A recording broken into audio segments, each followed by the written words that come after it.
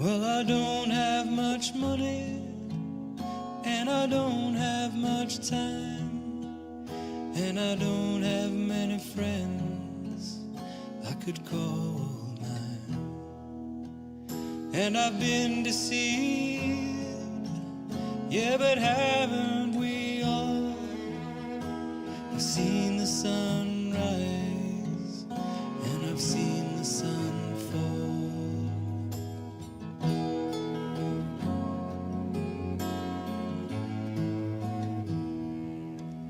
Well, I don't know why,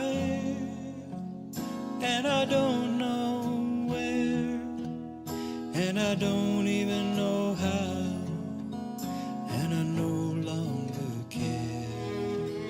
But I've seen your face, and I've heard your call.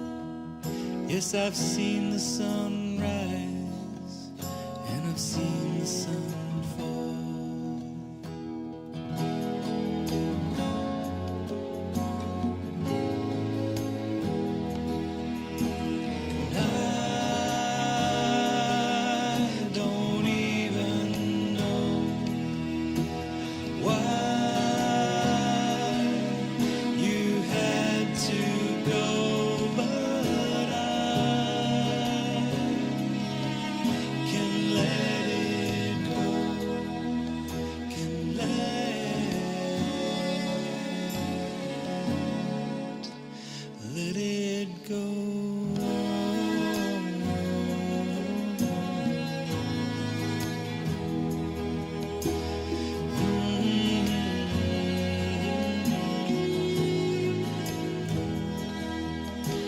I've seen the sun hang like a flame in the sky.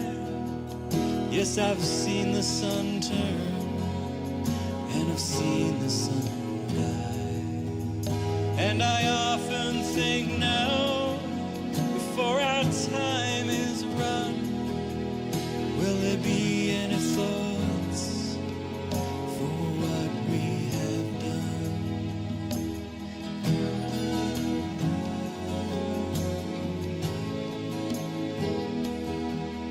Well, I don't have much money, and I don't have much time, and I don't have many friends I could call mine.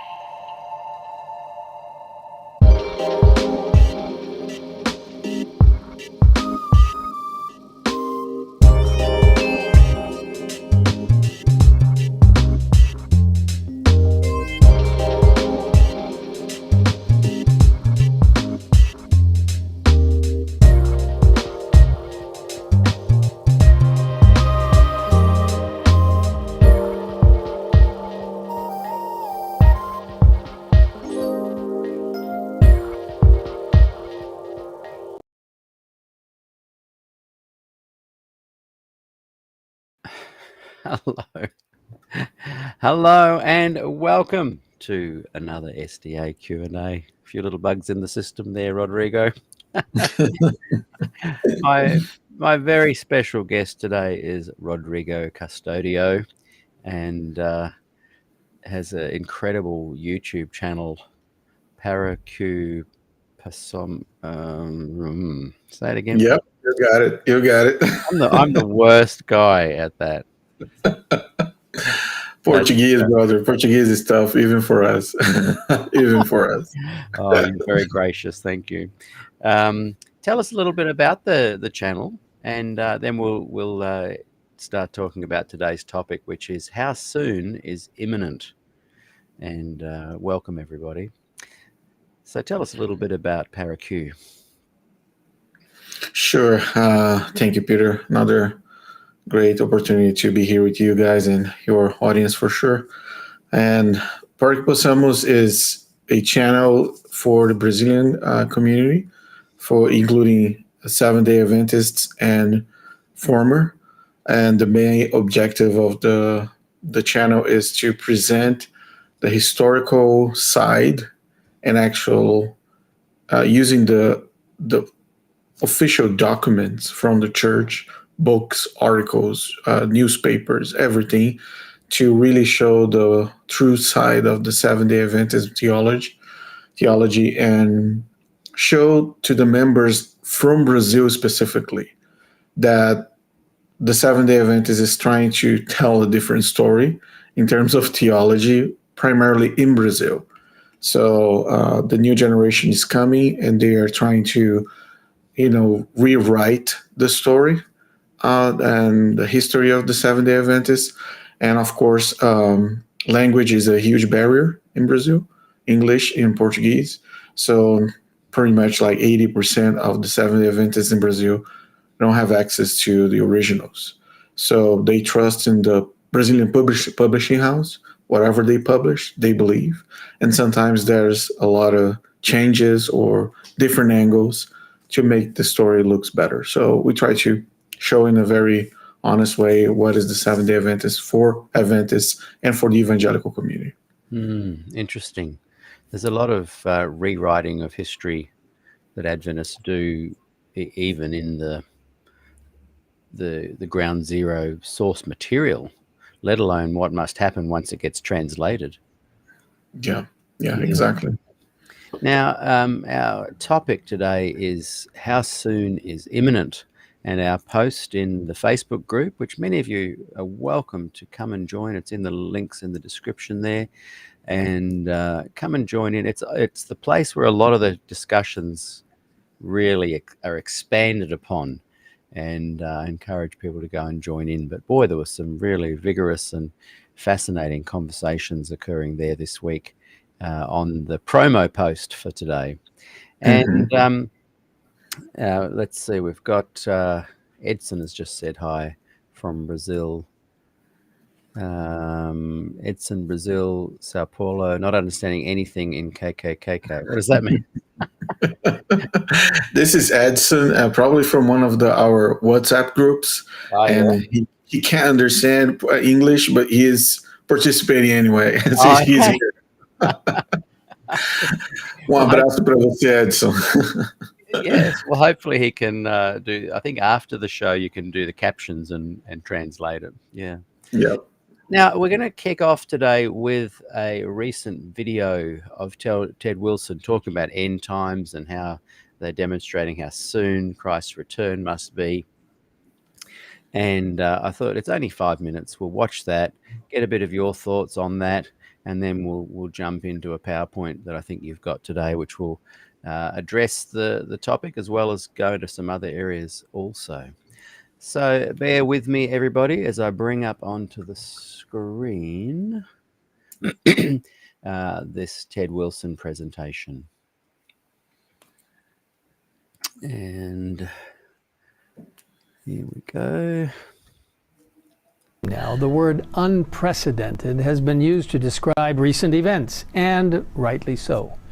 People sense we are on the verge of something stupendous, and fear and uncertainty are everywhere.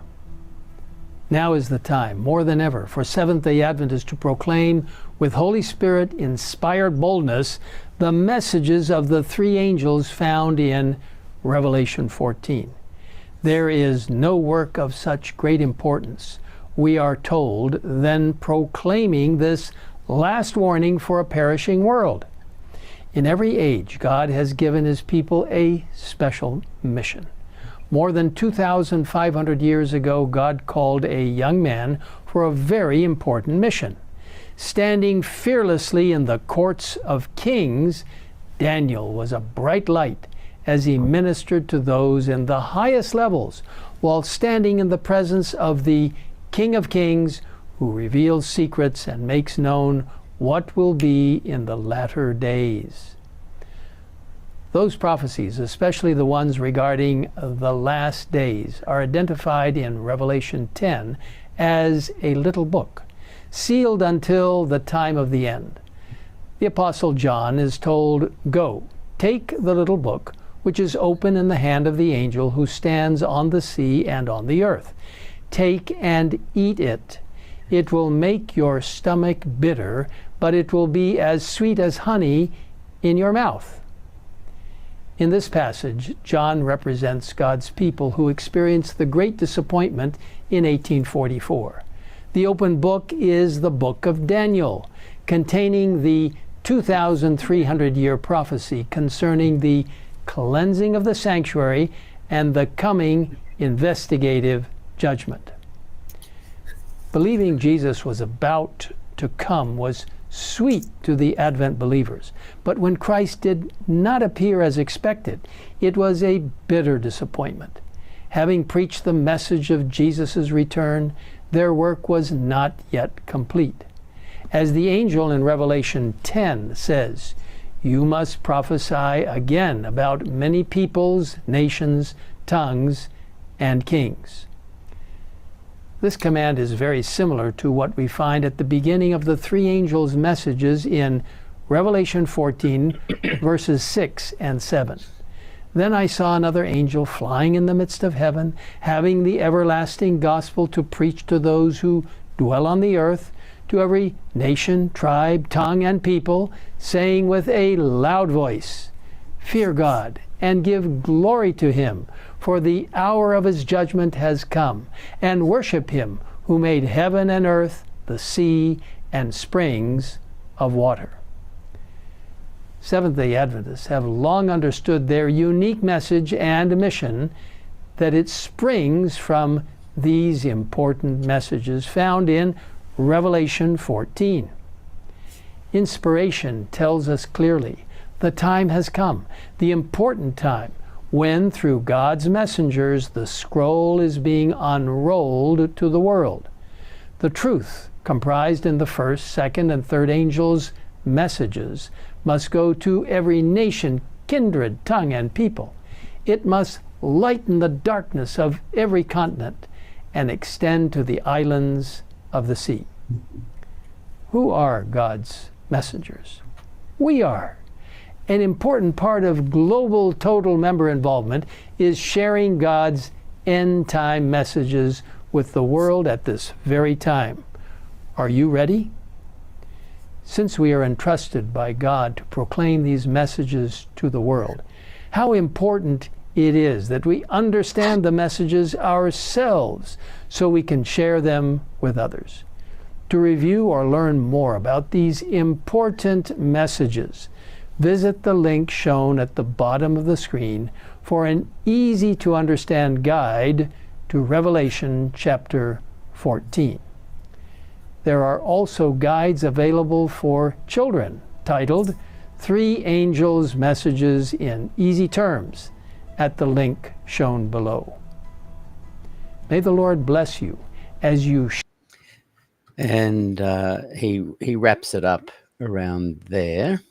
Excuse me.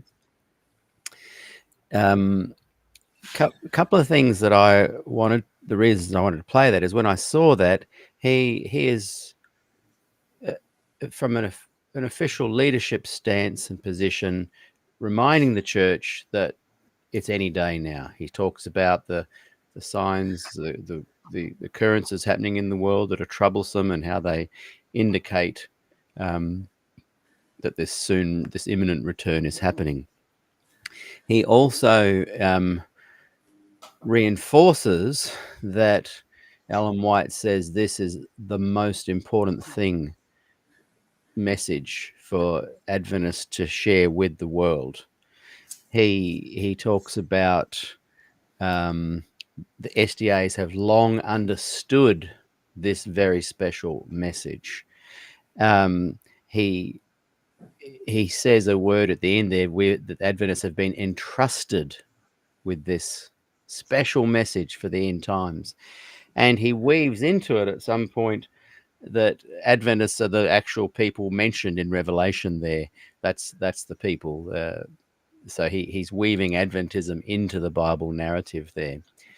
And one of the things that when I was a Seventh-day Adventist, a progressive gospel, revisionist Adventist, as Bob Wolfgram called them in my interview the other day, which is a fascinating interview, by the way. I learned a lot from that.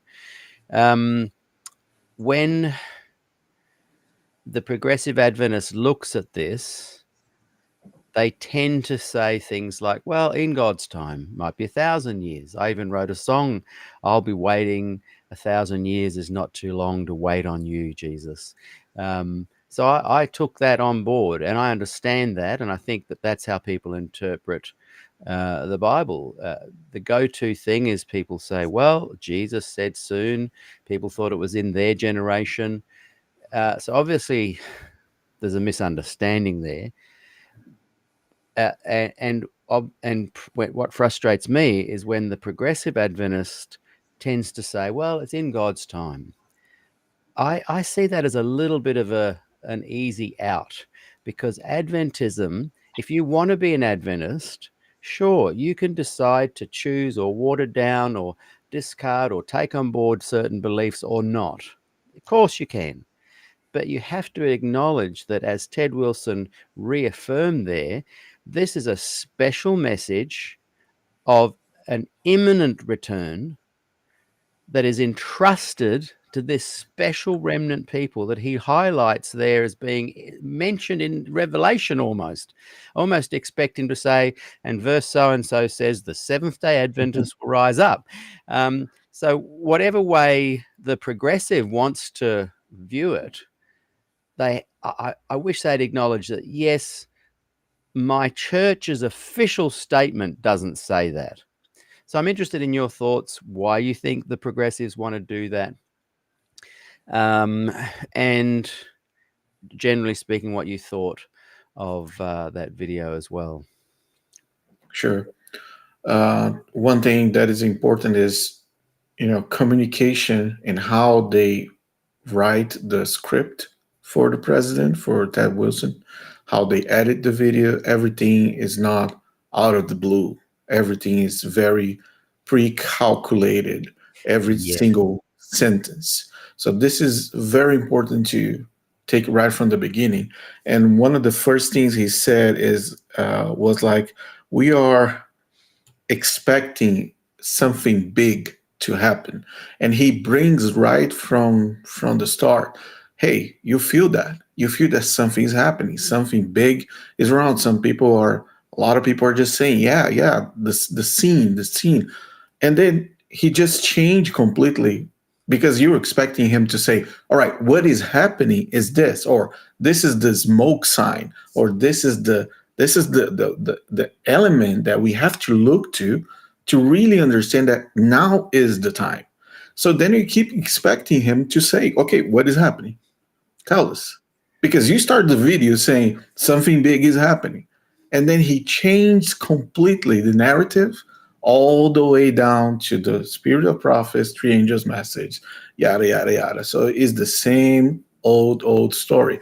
So it's kind of almost a clickbait without the thumbnail and the call to action, but it is what it is. This is how they sell their message. So this is the first point.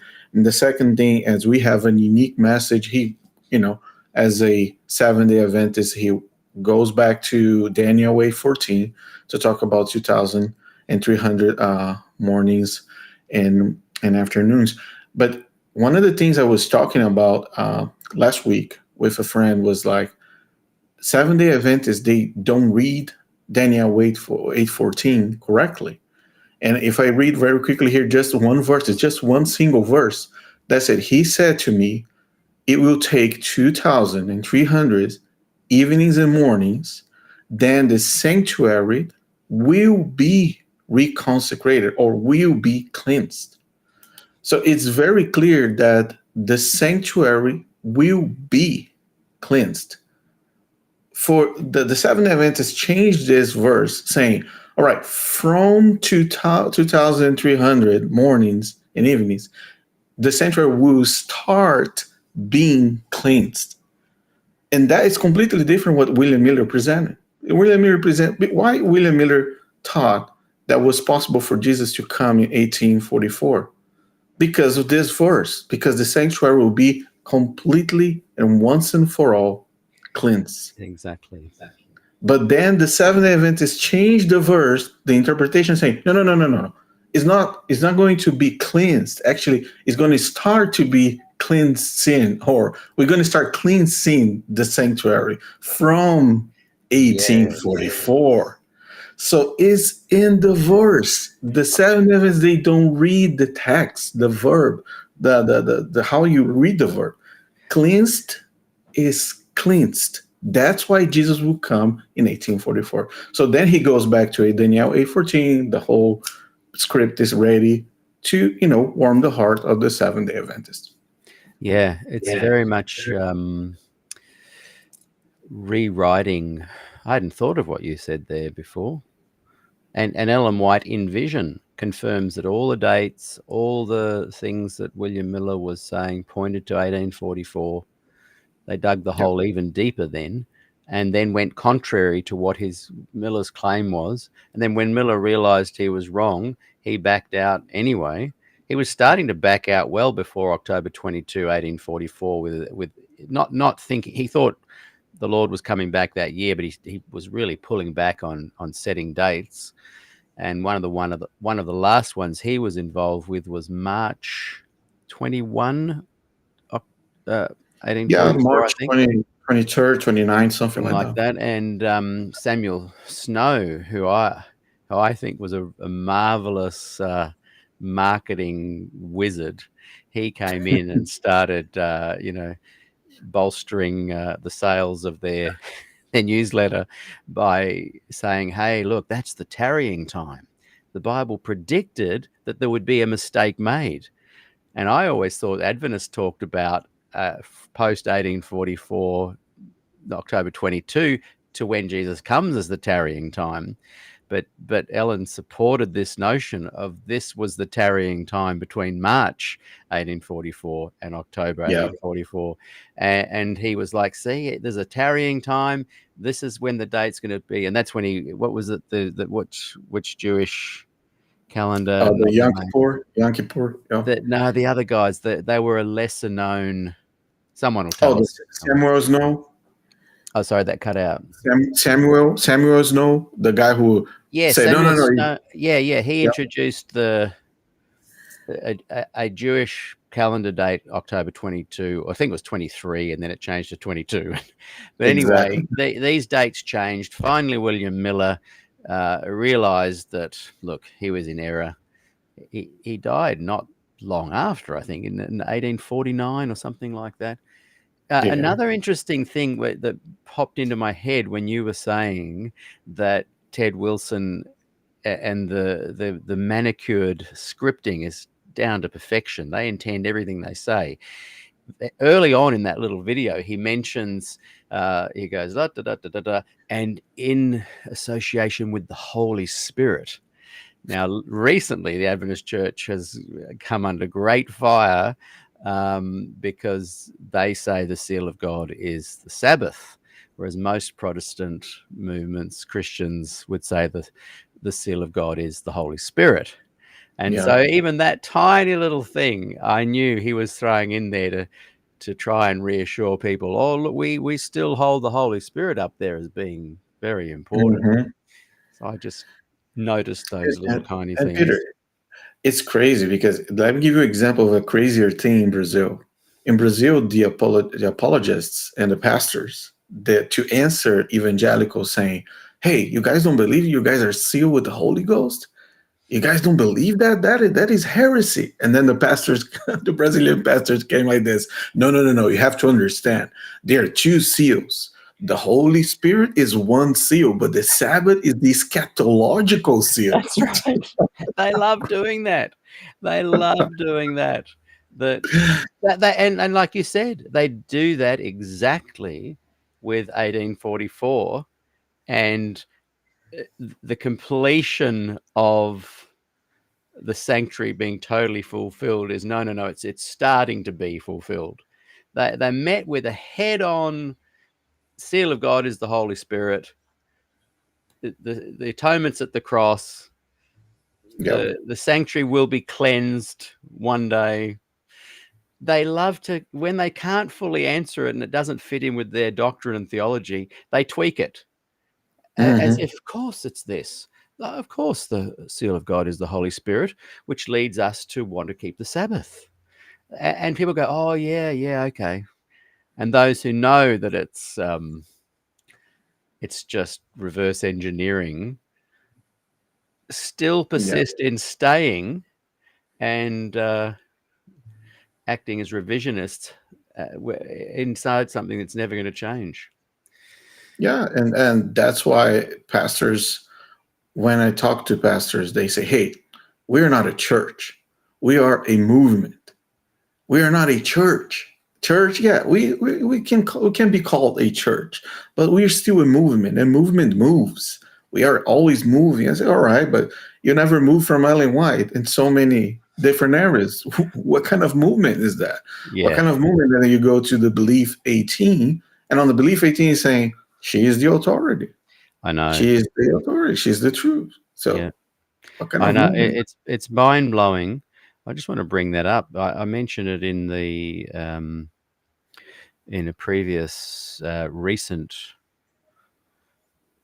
commentary or interview, where that particular fundamental you're speaking of, where they talk about her ongoing authority. Another official statement the church wrote in 2015 was they're affirming our conviction that her writings are divinely inspired, truly Christ-centered, and Bible-based. Rather than replacing the Bible, they uplift the normative character of Scripture and get this, and correct inaccurate interpretations. So it's like the Bible alone, Bible, but where we're not too sure, and where we may have, and who decides who's inaccurately interpreted it? Who decides that? Oh, Ellen White. If it goes to get, and then Ellen says, "Oh, but I point to the Bible." It's this loop, isn't it? Yeah, go to the Bible. But if the Bible you find something that you're not agreeing upon, well, let's go to Ellen. It's like trying to, like, I spilt some mercury the other day, and there's a saying I can't remember about, you can't quite pin down mercury. It just keeps moving around the bowl. And it was so difficult to pick up from the floor, because as soon as you scoop a little bit, it breaks in two, and it just becomes two little balls of mercury rolling around. Then you go for another one, and they bump together, and they jump off into 4 or 5 little things. Adventism's like trying to pick up mercury.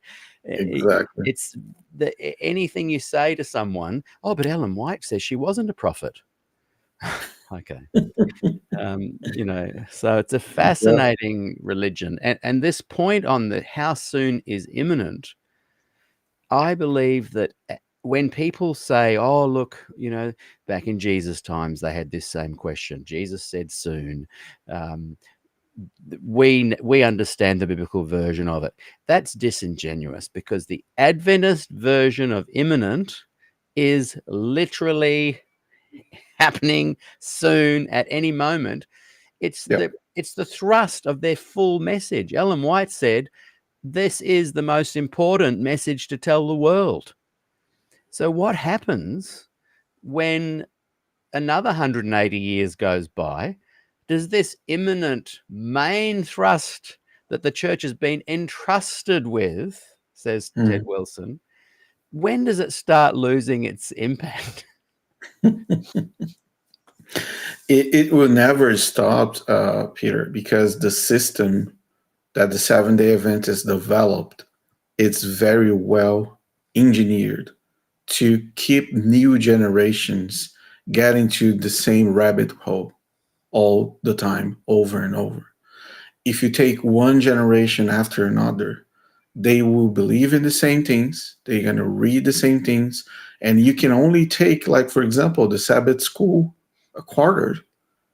Go back 10 years, go back 20 years, go back 30 years, and check and put all the Sabbath quarter lessons on the top of a table. And then compare with the same lessons we're having today and put it side by side. And you're going to see it's a cycle. It's a cycle to keep things and people in the loop. And when they get higher, they leave, but we have more people coming in. And you keep going and keep going. Yeah. And keep going. And Adventists are very good at the scripted, nicely spoken I wrote to someone the other day and I said they were raving about this preacher and what he just said on some little short. It was like 30-second grab, and they were like, "This is amazing." And I wrote, he sounded nice, but he said nothing. Yeah. And they pushed back on that. And I said, and I typed out what the text was and read it back to them in a very boring, mundane voice, and it really was nothing. Adventists are masters at just leaning into the mic and, friends, let's ponder that wonderful lady, Ellen White. And look, she had flaws. And they're just so good at just creating this kind of trance almost. My mother found a letter written from my great-great-grandmother in 1895 to her son, who had been off at some war somewhere happening there, and was almost exactly what Ted Wilson just said then, last week, over 100 years later. So when I interviewed Bob Wolfgram the other day, and he was talking about how he'd grouped Adventists into a number of groups, I've tended to simplify it and go the Heritage Adventist, the Gospel Adventist, or progressive. There's kind of two theologies in one. And he talked about a survey, and the traditional Adventists, he calls them, almost agree on the surveys 100%. They're very solid in agreement with things. The progressives are like 67 believe this and 10% believe that, and they're a bit more diverse in their thoughts, which is understandable. But he lives and chooses to stay within the framework, as does Alexander Carpenter, who is the editor-in-chief, main director there of Spectrum magazine. He wrote an article mentioning us, SDAQ&A, in the article about how we're raising all these interesting topics and conversations. And even though he sees all of this, he too chooses to stay within the Adventist Church. I think that's great. And I think Bob and Alex, they see all this sort of stuff. They know who they are. They know what they believe. And they're revisionists. They want to bring about change. Bob divides what I call the Gospel Adventist or the Progressive Adventist or the Liberal Adventist into two groups, a revisionist and a rebel. And often the revisionist is the one that will see it out to the end. They understand the sociological implications. It's almost predictable in nature. So they'll stay, even if they probably don't believe Ellen White even had visions, maybe. They'll still stay in the church. Good on them. But it really highlighted to me why I had to leave. I've got a bit of the rebel in me, where if I think someone like Ellen White is saying God told her something and he perhaps didn't because it's demonstrably provable, my type of personality, I can't stay in it. But those who can, good on you. I have no problem with that. But that has brought about a bit of frustration from me, which I'm now, it's easing off, because I go, oh, okay, I get it. You guys are just hoping for change. You enjoy being involved with the change. But the traditionalists don't want the revisionists in the church. They don't want the new theology there. They want to embrace what Ted Wilson is kind of saying. And his message there is very much in alignment with Adventist doctrine, Ellen G. White, source material, their teachings going back to day dot.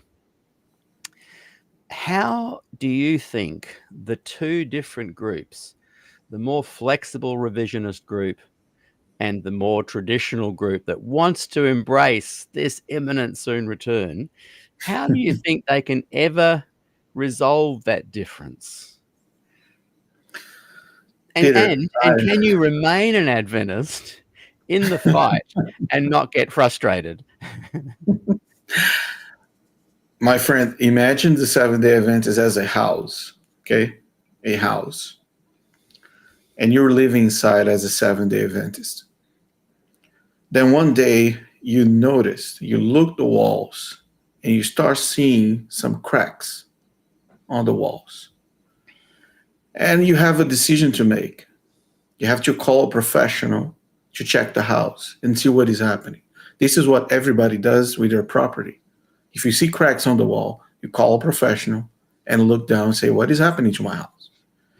The second step is the professional is going to give you a diagnosis and say, hey, man, your house has a foundation problem. And the foundation problem is so serious that you have two options. You can still live in here. This house is not going to fall on the top of your head. You're going to sleep every night for the next 10, 15 years. But the foundation is damaged. You have to do something. Then you have to make a decision. Okay, let me check the price. Let me do some quotes and run some quotes with companies and see how it's going to cost. And you find out it's very expensive to fix foundations. And if, depending on the size of the house, it could be the price of the house or half. Then you have to make a decision. Okay, let me sell this house, move to a different house, and live in a better, safer place. Or I can pay the price to keep living here, doesn't matter what. What people in the Seventh-day Adventists do is this. Who wants to stay in the Seventh-day Adventists, they see the cracks on the wall. They're seeing the ceiling putting out. The lights are not turning on because the foundation is crushing the cables, the electricity cables connected. You see there's something wrong. But I decided to stay here and live inside of this house, doesn't matter what, because this is my house. This is the place I love. This is the place I grew up. This is the place for my family. Pass by to me. I'm not going to get rid of this property. I don't have the money or the power to change and to fix the foundation. But I know the foundation is messed. Other people, Peter, they decide to see you later. I don't want this property. I'm going to go to a safer place. I'm going to go to a place that is better. The second coming in the Seventh-day Adventist Church, the imminent second coming, is the representation of the fall of the house, of the roof. Because the cracks they see from inside the house, they are cracks.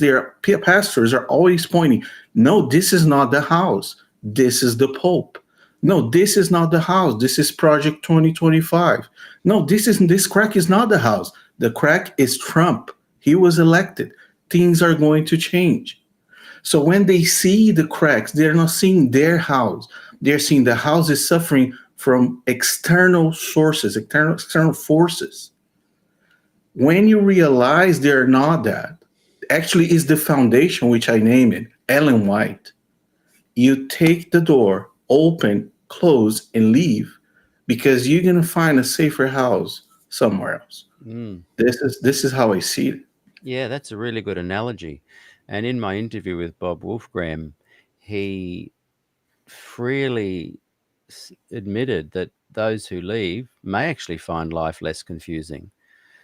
But for him, he's really happy to stay. And so I get that. And I my frustration is lessened now because I realized, yeah, I am a bit of the rebel kind that he talks about, where I just can't, put my name to that. But I am not. I'm less frustrated now with these progressives who promised me my whole Adventist life that things were changing, and now I find they're not. They've changed less than ever.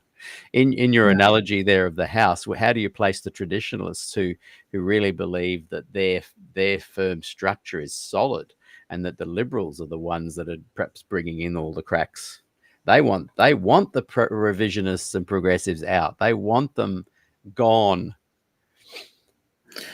The traditionalists, they see the foundation problem as a something they can fix. I can give you an example. In Brazil recently, I published a video talking about when Ellen White mentioned when the enslaved people, the slaves that came to the United States, they were not being considered a person, not even that even existed by God, because they didn't have a chance to choose their God, to choose a religion. Slaves never had the opportunity to choose. So Ellen White said, because of that situation, God would never consider that they even existed. When I bring that quote, I made a video about this in Brazil, that shocked the members. So the pastors came out and say, no. She said that, yes, but she was talking about people who are not living in conditions to decide in a mental condition. So there are people with mental problems that could not even make a decision about God or not. But we're talking about slaves.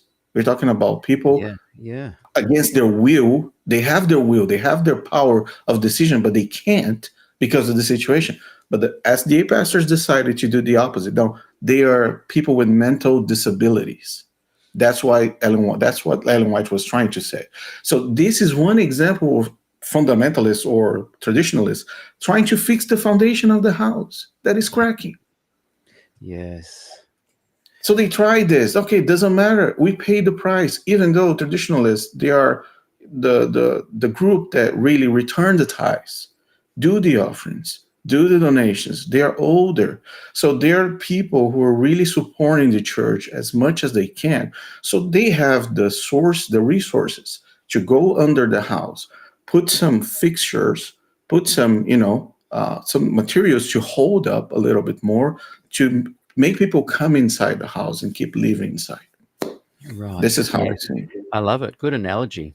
By the way, GD earlier wrote, it's the Karaite Jews. And later on, Chevron said the same. We were talking about why Samuel Snow, and he picked on the Jewish sanctuary date there, but it was September 23, I think, not October 22. And they weren't they were a small little minority group.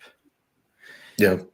Will we get into your and Schley also said the Karaite calendar. That's what they were following. Yeah. Oh, let me say a hi to my wife. She's watching as well. Denise. Nice. Big hug to her, my beautiful wife. I wonder if she didn't mind just putting a link to your YouTube channel, and I can bring it up on the screen later. Oh, sure. Trail Rider writes, I'm not a rebel. I just don't want to sit in a pew and pretend I agree with things I don't. I know they won't listen to my concerns. They just want me to conform to them. And by the way, Marie, I've never called myself a rebel either. This is from a term I'm using from my interview with Robert Wolfgram, who defined the church as having traditionalists, revisionists, and rebels. And there was another group as well. I agree with him, but maybe there's another word we could use instead of rebel. We're rebels with a cause. Right. Yeah, she adds, I might be a rebel, but for good, only for the good. Yeah, exactly. I agree with you. Yeah, so if your wife is watching there, maybe she can just share the link in the comments. Yeah. Then I participated this week in a YouTube channel. They are atheists and agnostics, and they call me to talk about what is the life of a former Adventist. And one of the questions they made, they are completely atheist and agnostics, 100%. They have no touch with religion whatsoever. But he says something like this: can you be happy in the Seventh-day Adventist Church? That was a very important. And I say, okay, let's use the Truman Show movie as an example. And one of the examples I said was the Truman Show, Jim Carrey. He's living inside of a pre-made, perfect world created for him. He's happy. He has a life. He has a work. He's living his life. One day he was sailing the boat, and the boat hits the wall, and then you see everything is scenographic. Everything is fake. He wakes up and say, wow, this is all fake. He was always feeling that something was wrong in that movie. So can you be happy in the Seventh-day Adventist? Yes, of course you can. But it's kind of a Truman Show. It's like the movie. Yes, the Truman Show happiness. Oh, look, I get that 100%. And after my interview with Bob, which I'm referring to a lot today because it was so recent and it was very impactful on me, I had a lot of questions I wish I'd asked, but I had some of them pushing back a little bit. And one of them would have been because we were talking about how all movements show these sociological traits that are almost predictive, that this is going to happen and this is going to happen and a leader will rise up and then this will happen. And it's so true. But I wonder if this Truman Show analogy that you're talking about is more like a cult. When your movement or religion is more like a cult, that yes, the sociological ramifications and implications are just as predictable, but are they a little bit more dangerous? And I say this with no sense of piety or high moral ground. I'm just comparing, for me, my experience is that I can compare when I was in the Truman Show in the analogy, and I can compare not being in it, and I go to sleep happy or content every night. I'm not saying that's the way or the path. For me, I can compare how I felt for 50 years trying to make the Truman Show work, and I wanted to help revise and be part of the movement that progressed. But the deep realization that you're being manipulated, it seems more to me than just your normal church with problems and flawed leadership. There's something about Adventism that is ratcheted in a certain way to script this nice little delusion. Your Truman Show analogy is perfect, where everyone's happy and nice, but what's really going on? And you're living in it just exactly like Jim Carrey. And when that bubble bursts, as it did for me when I'm, watching the No Vote, and I'm holding my little baby girl, and I'm an older dad, as I've said a million times on the show, I literally went, I can't put my name to this anymore. I just can't. I feel disgusted. Yeah. As Jim Carrey did when he realized, what? This is just a fake show. This is just a fabrication. This is reverse engineered. And at that point, as Marie was just saying, you just go, I can't be a part of this anymore. I can't sit in that pew anymore. Yeah. And Say Hey writes, the second advent is not the gospel message. It was a marketing tool to generate revenue. And I wouldn't throw William Miller under the bus with that. I think he was genuine, though ignorant about how to study dates in the Bible. At the end there, where people were starting to pick, there were little factions picking dates. I agree with what Say Hey is saying there, that it became a marketing tool for people like Samuel Snow, I believe. And he goes on to add, which I just noticed, Terence speaking the truth. Contentment and peace are my goal, not happiness. I'm seldom happy. And for me, I've genuinely found happiness in a different way. As you leave the Truman Show, life's a bit harder in some ways. There's some realities you got to face that we kind of had a nice buffer zone before it. But I feel content. Yeah, and me too. I agree with you, Peter. And coming out of this bubble, the Truman Show, Adventist Truman Show, it forces you to look to the gospel in a completely different perspective. Yeah. It brings over us a level of responsibility to our spiritual journey 10 times more than inside the Seventh-day Adventist. Because the Seventh-day Adventist, you have the golden ticket. You have the Sunday law. So if you're still alive, this is your golden ticket. Just wait for the Sunday law. You know what to do. You know the script. Do as Ellen White said. Yeah. And you're going to be in. So you guarantee that you're going to make it. So that false assurance makes you stay, because you keep waiting for the golden ticket. When am I going to, use my ticket? Yeah. I have it. When you leave, the golden ticket is gone. Oh. And in you and Jesus Christ, the journey is right there in front of you. Yeah, yeah. And what a journey. And it's both filled with joy and freedom and sense of liberation. But it's also got some harder elements to it as you realize that you're having to de-brainwash yourself in many ways. So Nilo writes, not a rebel, a freedom fighter. Yes. And Chanel Allen ADL says Christianity started on a great disappointment. Can you imagine? Hal writes, perfect analogy. You've made me want to go and watch that movie again. So true. Does it open the door wide enough for all to enter? And Trail Rider writes, I feel exactly the same way. Once you realize Ellen faked things, you feel betrayed and somewhat disgusted. I absolutely love to study the Bible now. It's drastically changed my life. Actually, I might get you, because I've realized I can't copy a link from within Restream. Are you just, as I'm getting your PowerPoint set up this end, do you mind just sending me quickly in Messenger your link to Paracu Pasamos? Oh, sure. And I will then put it in a link for people to go and join it, because I want people to go and check out what you do.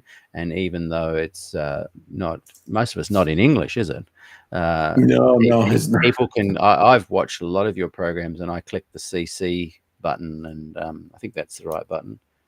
And the captions, and I do that way. And apologies, those watching me every now and again, dab my brow.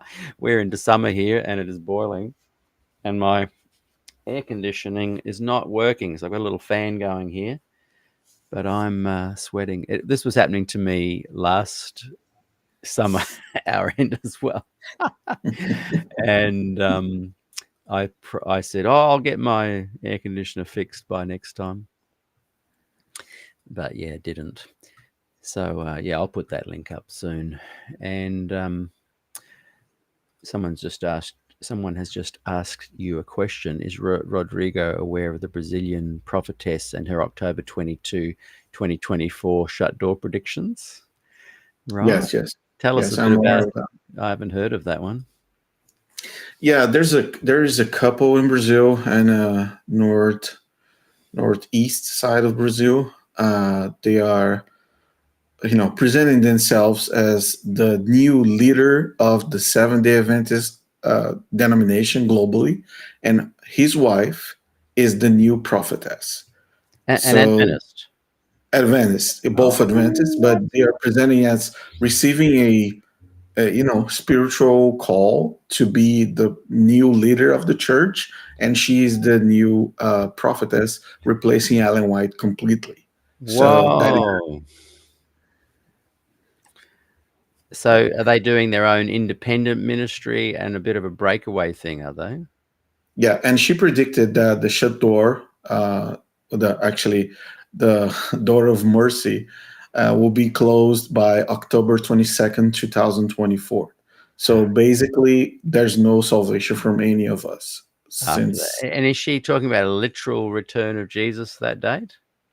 No, just the shut door. It's like another shut door doctrine, but now the 2024 version. Do they believe in the imminent return, though? And they do believe. They preach the husband is always around the streets of the city, right, with some signs, holding signs, dressed as a prophet, and just screaming on all corners of the city that the Sunday law is coming and that Jesus is coming, and that type of thing. So unfortunately, we see that they were, got into a big dark place. So yeah, wow, that's mind-blowing.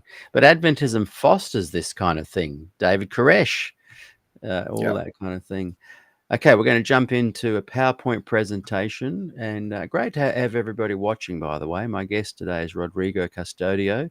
Go and check out his YouTube channel. Just go to YouTube, and if you type in Paracu Pasamos /videos, you'll come across it there, or just youtube.com/@Paracu Pasamos /videos. Highly recommend, even if you don't speak.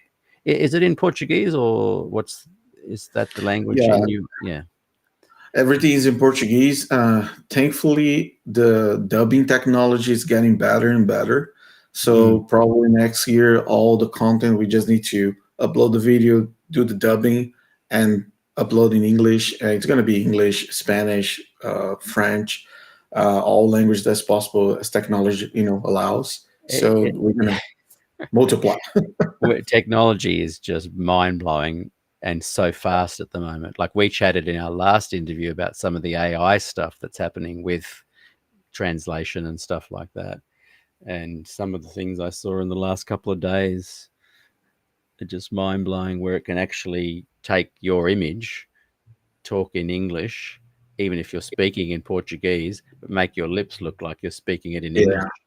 Exactly. And all you do is you just take your interview or your video, you tell AI this, as in, this is the video I want you to turn into English, and it just does the imaging, and it looks like you're speaking in English. But if you're watching it and you click Spanish or whatever language, it'll look like you're speaking at that.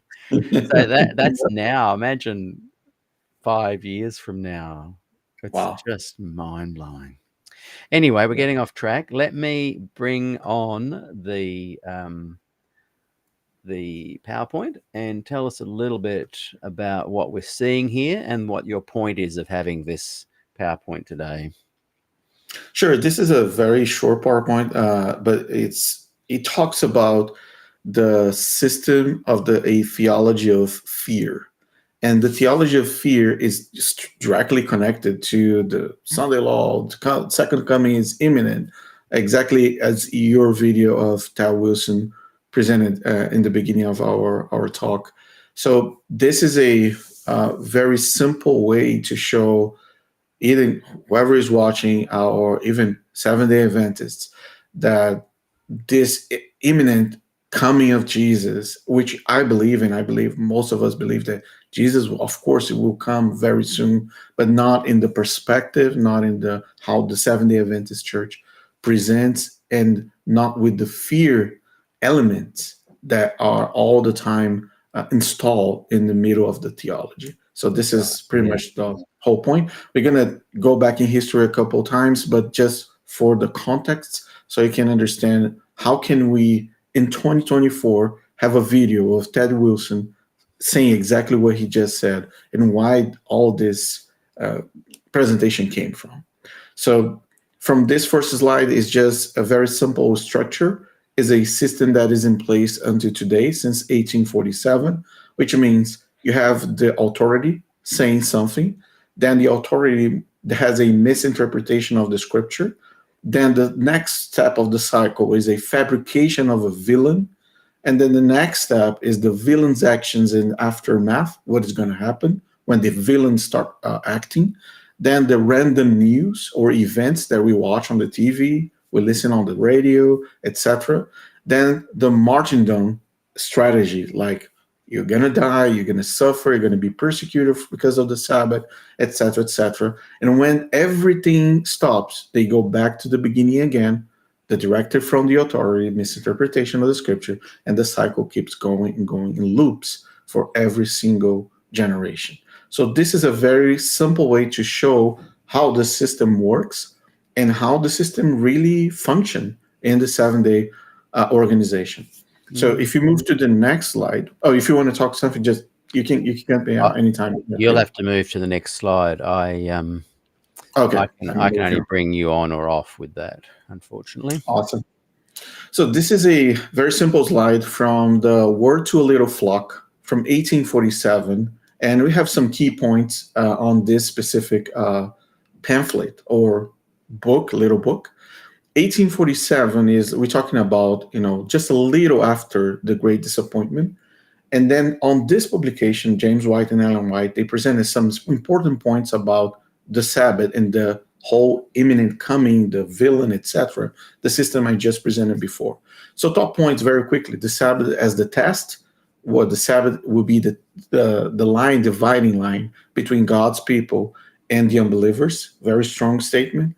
Ellen White said also God's laws versus human change, like the Sabbath remains unchanged by God. Only the papacy attempt to alter it. So the villain is included, is inserted right there. Sabbath is eternal importance. So you can see that the Sabbath commandment on this publication is highlighted above all the other items on the law. And the fourth item is Sabbath not nailed to the cross. If the Sabbath were abolished, she said, so would the entire moral law, making all commandments voided. So this is one of the most important key points from these publications. Of course, the statements are on the side, the quotes. I would like to highlight just one of them. I saw that God had not changed the Sabbath, so he never changes, but the Pope had changed it from the seventh to the first day of the week, for he was to change times and the laws. Just one single quote from this presentation, but of course I can share this PowerPoint with anyone who wants. I'd send to Peter. It's available to anyone who wants to keep looking at. So the second slide, it's the time keeps moving. So we have a second character on this timeline, which is Joseph Bates. So Joseph Bates followed Ellen White's perspective from the Sabbath, and then he brings a 7-day, a perpetual sign pamphlet from 1847. Look, because the language pretty much is the same. Sabbath's perpetual sign, the 7-day Sabbath was instituted at the creation, and then he critiqued on the Sunday observance, saying a Sunday observance lacks biblical endorsement. It is human tradition. And there's specific quotes as well from Joseph Bates. Then you can take one of them, for example, the change of the Sabbath from the 7th day to the first day of the week. It is an error unsupported by the scriptures. So Joseph Bates is 100% aligned with Ellen White on the first publication, same year, another publication from Joseph Bates. So the third one, it's another guy you guys know, for John J.N. Andrews from 1859. And then he wrote the Sabbath, History of the Sabbath in the First Day of the Week, 1859. Very important book about this topic. So the top points, again, see, that is a continuation of the same message, right? So we have the top point, Sunday as a human invention. We have Constantine's role. Sunday observance began Constantine's pagan edict, not a biblical teaching. And then he points to non-apostolic support for the Sunday, which is a lie. We all know the apostles were getting together on the first day of the week. This is biblical. Yeah. You can find it in the Bible. But J.N. Andrews said the apostles never commanded Sunday observance, which is historical inaccurate. So traditional versus commandment. Now he points a little bit to the tradition and, of course, the Catholic Church. One single quote from this book: Constantine's Sunday's law was a pagan edict. Constantine, a heathen at the time, used his law to raise Sunday to high authority throughout the Roman Empire. So another thing that Adventists, we learn all the time: prophetic programs, prophetic weeks, prophetic weekends. We always know and learn about the same perspective. So three important persons. But Seventh-day Adventists, usually they forgot something very important. Millerism, during the William Miller age, or the years, let's say, Sabbath observance was not considered essential for salvation during Millerism. And William Miller never said, hey, you guys have to keep the Sabbath to go to heaven. It doesn't exist. Yeah. Then after of course, the great disappointment, Rachel Oakes and the Seventh-day Baptists, they presented the Sabbath, right? We all know that. So the Sabbath for the Seventh-day Baptists is not deemed necessary for salvation. If you go to any Seventh-day Baptist church today, ask the pastor, hey, should I have to keep the Sabbath? Yes, we keep the Sabbath, not for salvation. We keep the Sabbath because it's an important day, it's in the law, but there's absolutely nothing to do with salvation. However, the Seventh-day Adventists, Ellen White, James White, Joseph Bates, they changed the perspective they received. They receive a message that Sabbath was not for salvation, but they add salvation and is regarded as a requirement for salvation after Ellen White. So this is a very simple timeline. Seventh-day Adventists, sometimes they forget the history and how things change very quickly. That is profound. Can I just make one little comment about the previous slide? Sure, go ahead. It's interesting in the video that we watched right at the start with Ted Wilson's recent reminding everybody that the time is short and Christ's return is imminent. All these ones that you've just shared in this slide and the couple before it talk about the Catholic Church and Rome, and he left that out. Again, Yep. very scripted, very intentional. He knows that right now is not a good time to be bringing up the Catholics. I just Yep. thought that was an interesting omission that he would have left out on purpose, because for sure he's following this template that that you've just shared, where Yep. the Sabbath is at the top, and anyway, that was just a little by thought there. Exactly. And if you now, the challenge, just to open a parenthesis here, the challenge is to make Seventh-day Adventists look evangelical without changing the sources, without changing the theology. This is a very tricky movement because you have to be very smart. And in Brazil, they are smart doing this. They have the whole media, the whole TV, the radios, the internet. They have everything portraying a Seventh-day evangelical church. But then after the baptism, now the whole reality comes falling from to the member and say, all right, guys, I never heard about that before my baptism. What are you guys talking about? And then the huge evasion rate goes up because people, this is not evangelical whatsoever. Yeah. A couple of things we'll just bring up onto the screen from comments. Trail Rider writes, I really need to hear this. I'm struggling with Sunday law fear issues still. That just shows the power of the indoctrination. And Test the Prophet. Hey, Test, good to see you, mate.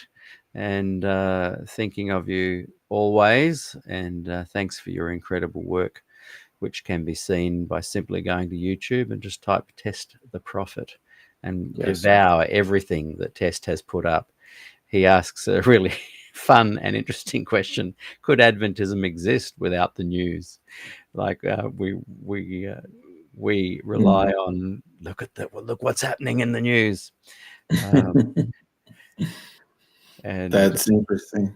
That's the Prophet. It's a great friend. Great friend. Yes. We went out to dinner, didn't we? You, myself, and James Andres, and Test the Prophet. The four of us. I mentioned to you, and James is going to be on the show soon as well. I think I have mentioned a few times in the show that when I was there in February, every single meal I had was Mexican, and by choice. That was it, San Bernardino Valley or whatever. Oh man, the food was incredible. So good. There was Mexican kind of breakfast type wraps with egg, and there was incredible lunches with salads, and then your dinner. And I remember we sat down at that booth, one of the Mexican chains. Even the chains were fantastic. And they bring out free salsas and dips and avocados and corn chips. You're almost full before you order your meal. You're right. Right. That was such a good night. Yeah, it was a good night. Anyway, back to the slideshow. All right. So then this is pretty much when the problem begins, because I always imagine if Ellen White, James White, Joseph Bates, all these guys, they say, oh, you know what, Seventh-day Baptists, they were right. They are right. Let's keep the Sabbath. But there's nothing to do with Pope, with the Sunday and all this Constantine, all this conspiracy theory. Let's stop right there. Just let's do exactly what they are doing. Meeting during the Saturday mornings, praising the Lord, worshiping God. But there's nothing to do with salvation. I imagine, Peter, what the Seventh-day Adventists would look like today. Yes, it will be completely different church. Completely different. But then, because they had to view the Sabbath in a different way to Rachel Oakes, etc., and Miller himself, they had to view it in the light of it being a salvific test, something that had to be kept in preparation for heaven, because they'd by then said, we are a commandment keeping people with the spirit of prophecy. And so therefore anything you do is no longer just done for health reasons, or for a rest day, or for normal life abundance, it takes on a whole new tone. And that new tone is you've got to do it, keep it, observe it, or you won't get into heaven. Because Jesus is there wearing his Levitical robe and judging you, judging the dead first, then the living. And as he does that and your name comes up, you'd better be prepared and doing the right thing, because if you're not, you're going to be found wanting, and off you go. You're not going to be saved. And so that permeates everything within Adventism. And I love the revisionists, the gospel Adventists and progressives and liberals and Fordites and all those guys, the academics and scholars, for trying their best to produce Adventism, to steer it away from these kind of legalistic roots. But I don't think they're going to succeed in that. And I wonder if there will come a time when the revisionists become rebels and also go, you know what am I doing? It's not going to change. You're essentially staying because of the culture and the social club when you get to that point.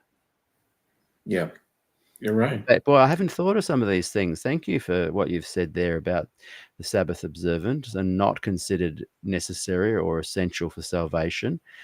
A massive flip came on board with Ellen White and her visions, other things that people had said that she confirmed. And I guess that's why you can take away some of your fear. People like Marie there saying that she still fears this Sunday keeping trouble sort of stuff. When you realize that the manufacturing of Sabbath being a requirement for salvation and the Sunday law coming in, when you realize it's just manufactured, it wasn't even there in the previous non-biblical predictive realm of Millerism. And I think that might soften the blow when you realize it's not even in the Bible. It's just not there. And if you can de-brainwash yourself from all that indoctrination, eventually you just go, oh, phew, it's fine. You know, it's okay. And I think you'd attest to the fact, as do I, that you can get to that point where no longer does the Sunday, the time of trouble, keeping the Sabbath, no longer does that burden you and worry you and concern you and keep you up at night. You know, Peter, it's like a scar. It's a psychological scar. For Seventh-day Adventists, it's very tough to detox from most of these information we received. Only Jesus can cleanse us. Only Jesus. Because as much as you look to Jesus, more closer you're to him and far from these conspiracies. But to everybody who's watching now, I have a big surprise for you at the end of this presentation that may logically brings you peace when you're going to see something very surprising about the Sunday law, historically speaking. Awesome. Keep watching, Trail Rider. All right, let's move forward. Another important moment, and I want to bring this text from the same perspective, from the Word to a Little Flock. This is Ellen White saying, I saw that all who would not receive the mark of the beast and his image on their foreheads or in their hands could not buy or sell. I saw that the number 666 of the image of the beast was formed.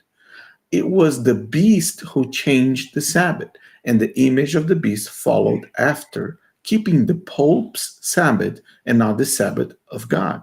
I saw that we must all do the same, keep the Sabbath of God or keep the Pope's Sabbath and thereby receive the mark of the beast and his image.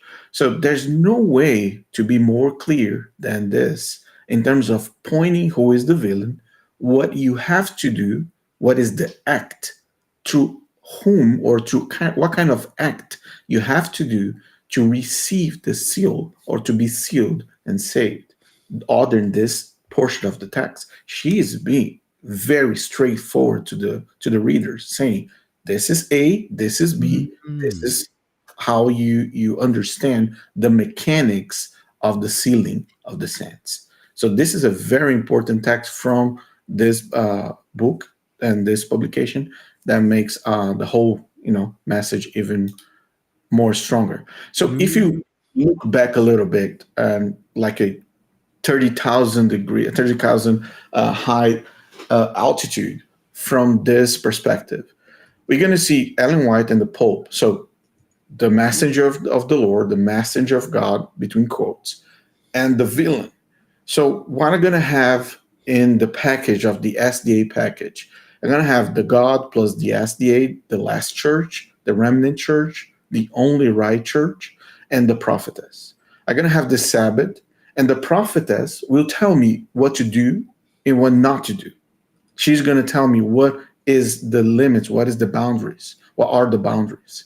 The seal of God, of course, against the Sunday law, which is the prophet, a prophecy from her, and the salvation, of course, connected to the Sabbath keepers. Everything under the investigative judgment, supported, holded by the investigative judgment, because all the acts in every single box will be registered in the books in heaven during the investigative judgment. So this is the package that SDA sells you. That's why the imminent coming, the mark of the beast, the Sunday law, what is happening in the news. So the whole package is this since 1847. When you look back to the Pope, you're going to see Pope plus the beast. They are the dark side. We have the Sunday, which means sun. But people don't realize that Saturday, which is the Sabbath, is Saturn. So it's connected somehow with another big element of our universe. Mark of the beast, not God's people, because we are the remnant people. We are the only church. And you have the annihilationism, which is the completely destruction, not believing in hell, but believing in complete destruction, which means you're losing your salvation. And of course, the whole package is being part of Babylon. So these are the two packages Seventh-day Adventists have installed in the back of their minds. It's like kind of a microchips. It's kind of like processors. They install these chips inside of your brain, and then you keep living, waiting and waiting and waiting for this scenario to happen.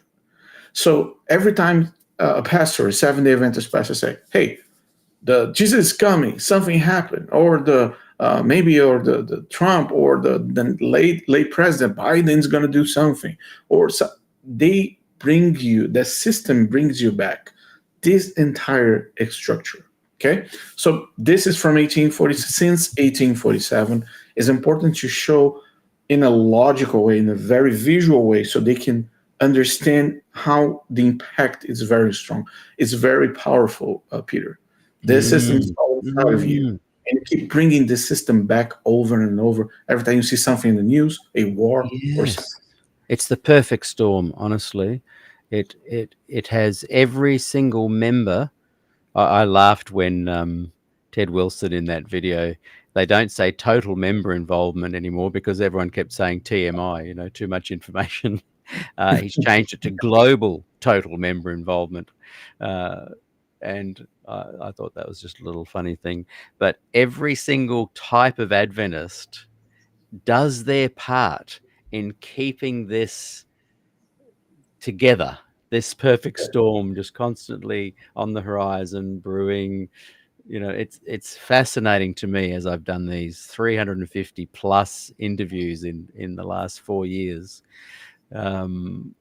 And 27 over a period of 2 or 3 before that.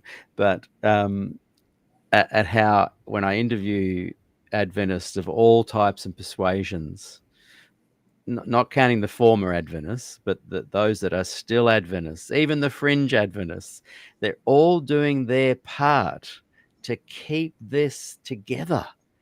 Yeah. And it's so powerful to see. And if you start critiquing even the progressive liberals who I thought would be most open to revisionist ideas. They pull in as well and say, hey, come on, let's stop bagging the church. It is just an incredible movement as far as self-preservation. Someone just wrote, I think it was Carl Wagner. Hey, Carl, good to have you watching. SDA today. SDA does not teach imminency. It would be contrary to our theology of the second coming. I think if you go back and watch the video we showed of Ted Wilson, I think made last week or the week before, clearly, you might not think that. Progressives might not think that. But the traditionalists do. And the official statement of the church is that it is that important. The imminence, the soon return, is to be the most shared message. That's the official stance. Yeah. Hey, we're going to have a short break. Check in the comments if there's anything there you want to address when we come back. And everyone, I'm chatting to Rodrigo Custodio, and he has got this incredible website, YouTube channel. Go and check it out. Paracuposamos/videos. And thanks everybody also for your donations of the last couple of weeks. I really appreciate it. It helps me keep the show going. And if you'd like to shoot me a couple of dollars, you can just go to paypal.me/Peter Dixon Music. Because music was my total income until lockdown.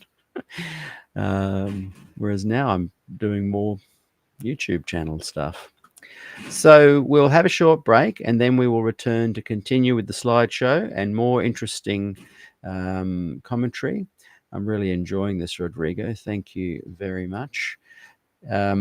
If possible, do you mind if I share your email? I'm getting a lot of messages from people saying they would love a copy of your slideshow. So maybe during the break, you can send me a copy of that and I will place it on the screen as well. We will be back in 5 or so minutes, everybody. Enjoy the music in the meantime. Thank you.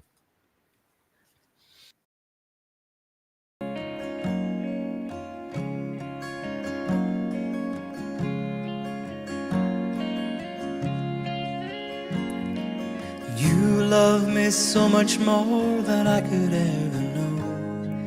Your love is deeper than this world will ever show. And all of life's beauty shines around this moment now. The sky and the cliffs, they seem to change my life somehow. And I will never be the same, will never be the same. Whoa, whoa, whoa, I will never be the same, never be the same ever again. Here I am waiting, Lord, my life is just for you. Please unfold all the plans that you would have me do. And if all the world's just a breath and nothing's here to stay, and all of the love we feel will save us anyway. And I will never be the same, will never be the same. Whoa, whoa, I will never be the same, will never be the same ever again.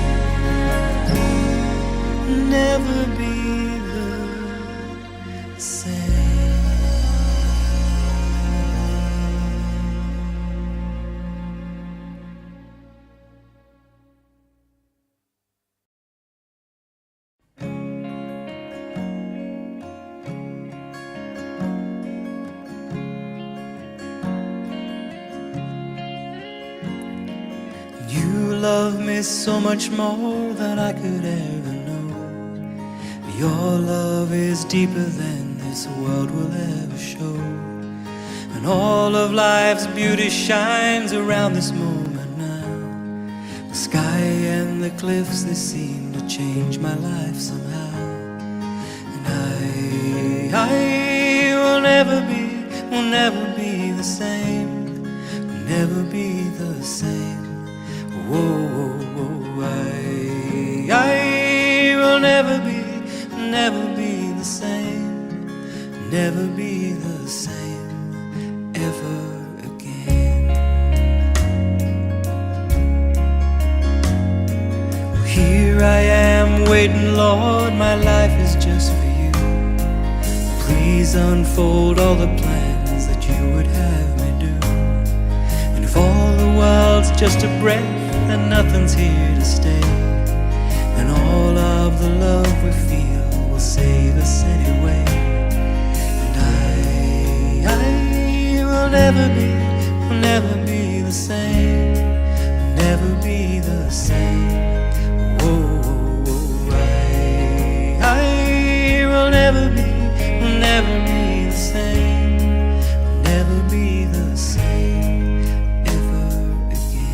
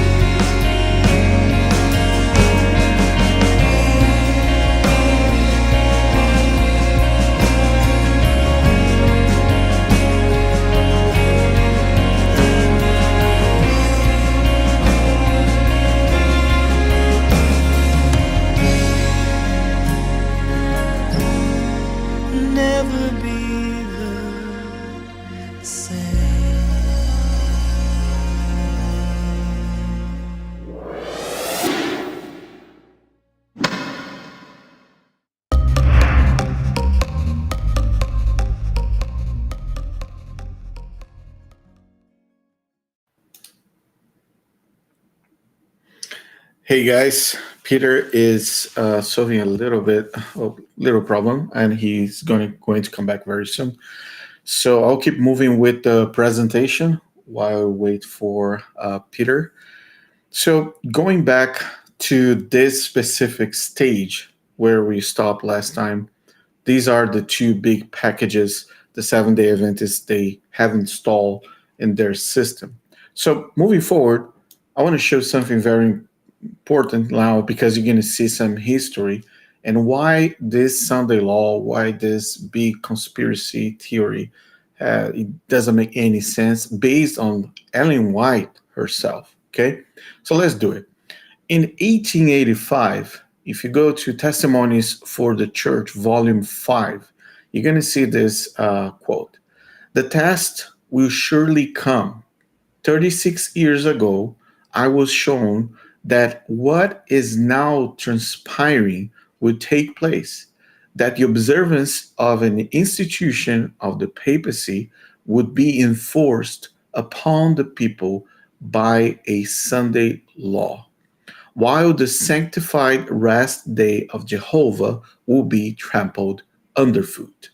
So this is a very important quote. Why is important? Let's look the year. The year is 1885, very close to the end of Ellen White's life. She died in 1915, so she's going to the last lap, pretty much saying. So this is a very important quote, because this is a prophecy.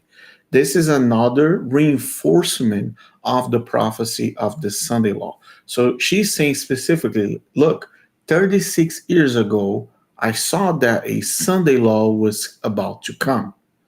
So this is a confirmation. Remember, it's a confirmation of a Sunday law that would come.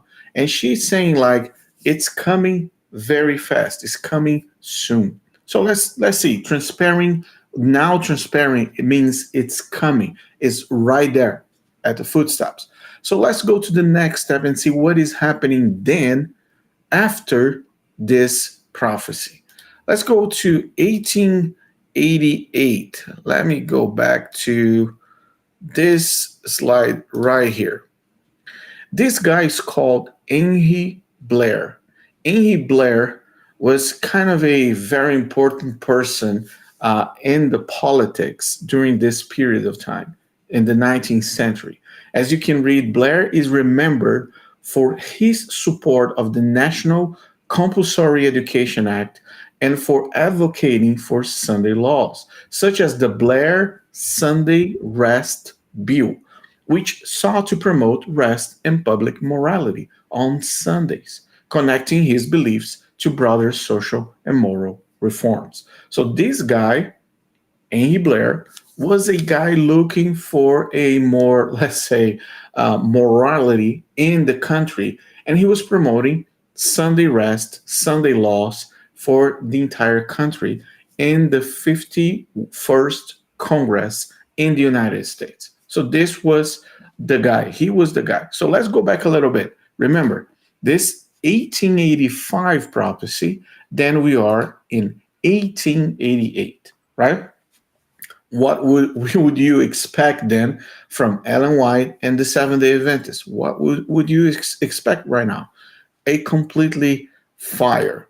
So then Ellen White and other guys that you can see on the screen, they start something called International Religious Liberty Association in Battle Creek, Michigan. So this group here, a group very specific, was nominated to create this association, International Religious Liberty Association, to fight for religious liberty. That was the main goal.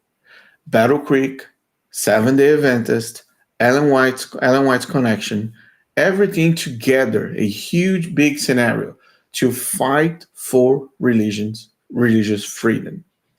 Why religious freedom?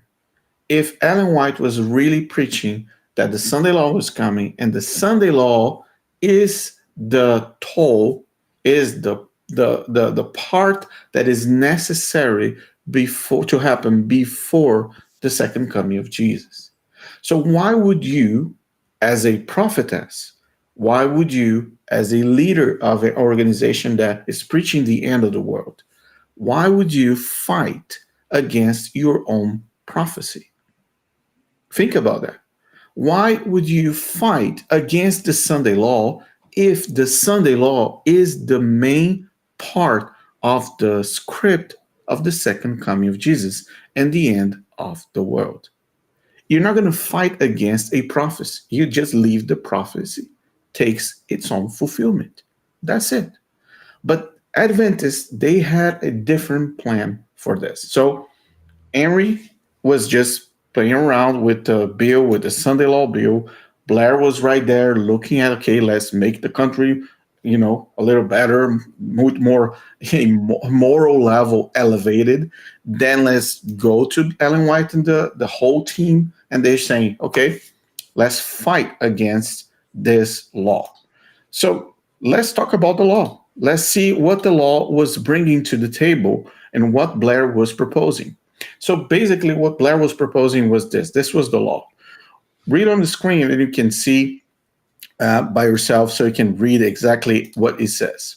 Work on or services performed on the first day of the week due to accidents, disasters, or unavoidable delays in regular connections on postal and travel routes, the preservation of visible and exposed property, and the regular and necessary transport and delivery of food items in conditions fit for healthy use, as well as such transport over short distances from one state, district, or territory to another state, district, or territory as declared by local laws to be necessary for public welfare, shall not be considered violations of this law.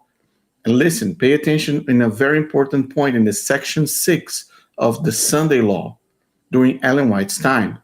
In the blue part says, nor shall the provisions of this law be interpreted to prohibit or sanction work on Sunday by individuals who consciously believe in and observed any other day than Sunday as the Sabbath or a day of religious worship, provided that such work is not done in a manner that disturbs others.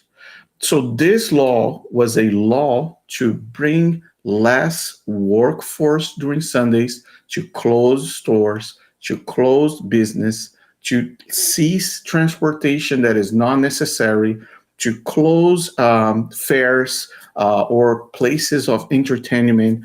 The law was bringing a very tough toll on businesses in the United States, because the main goal was bring people on Sundays to a place of work, a place of entertainment, a place of leisure, a place of where they're gonna just do whatever they want and focus on worshiping God, going to church, whatever church you go on Sunday, but go to the church and push the level to the minimum of all the other non-essentials activities.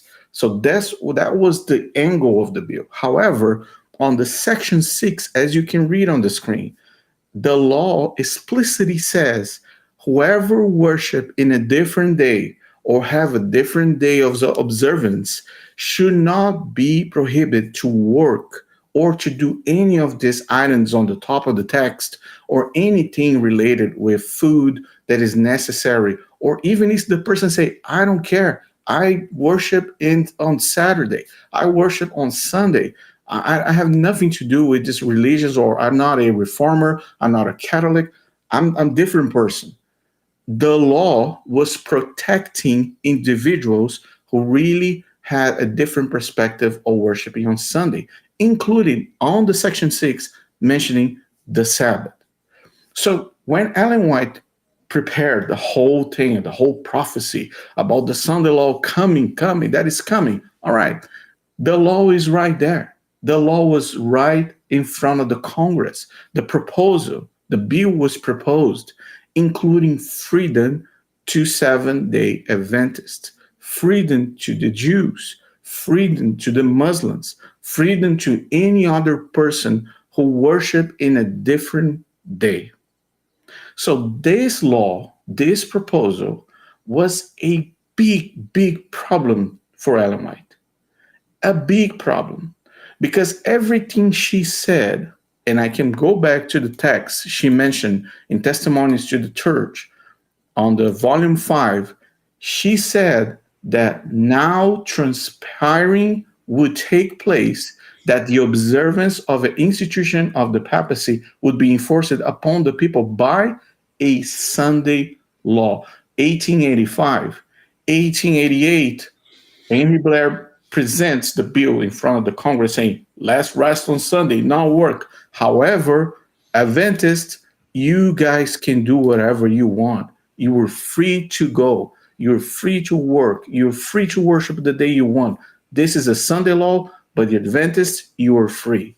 Now this bill became a problem, and Ellen White had to do something. So this is a movement.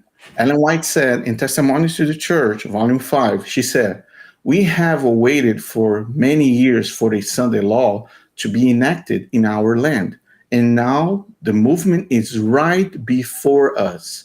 Shall we then dishonor God by remaining in silent while his holy commandments are being trampled upon?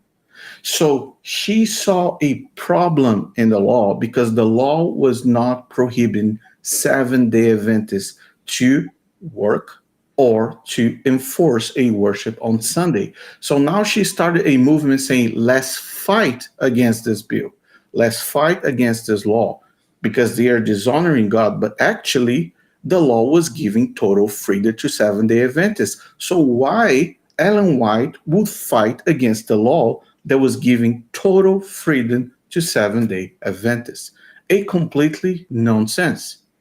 And this law was really clearly expose her prophecy.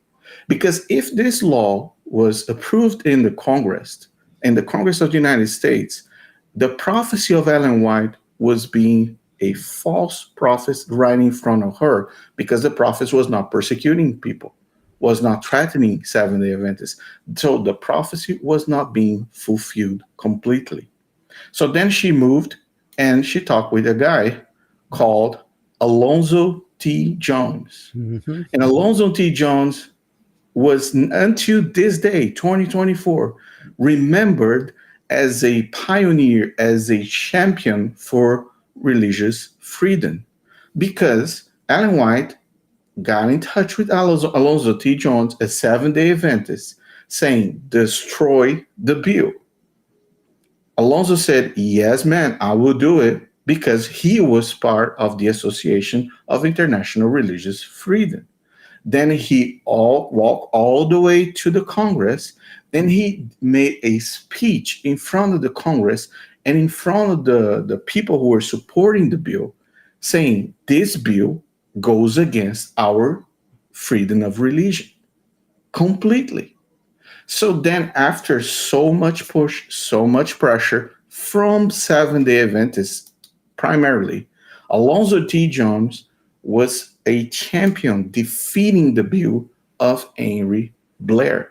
So Henry Blair's Sunday law proposal, introduced in 1888 during the 51 Congress, was not approved after several hearings and discussions, including Alonzo T. Jones' speech against the law. The project was rejected in 1890.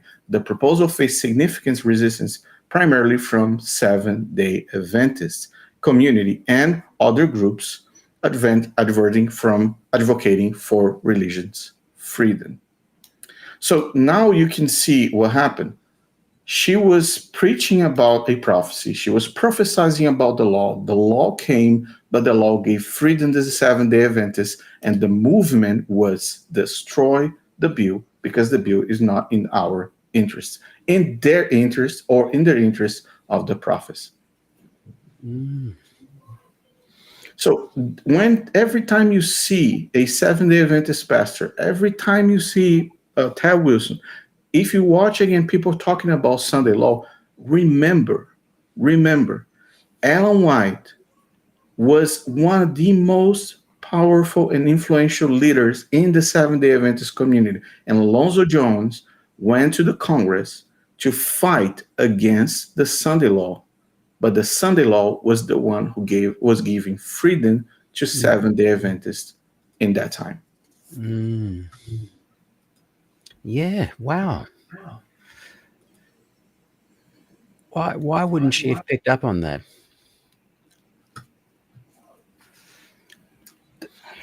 That is just amazing, because one of the things, look, from the perspective of being honest, let's just go through that perspective, being honest.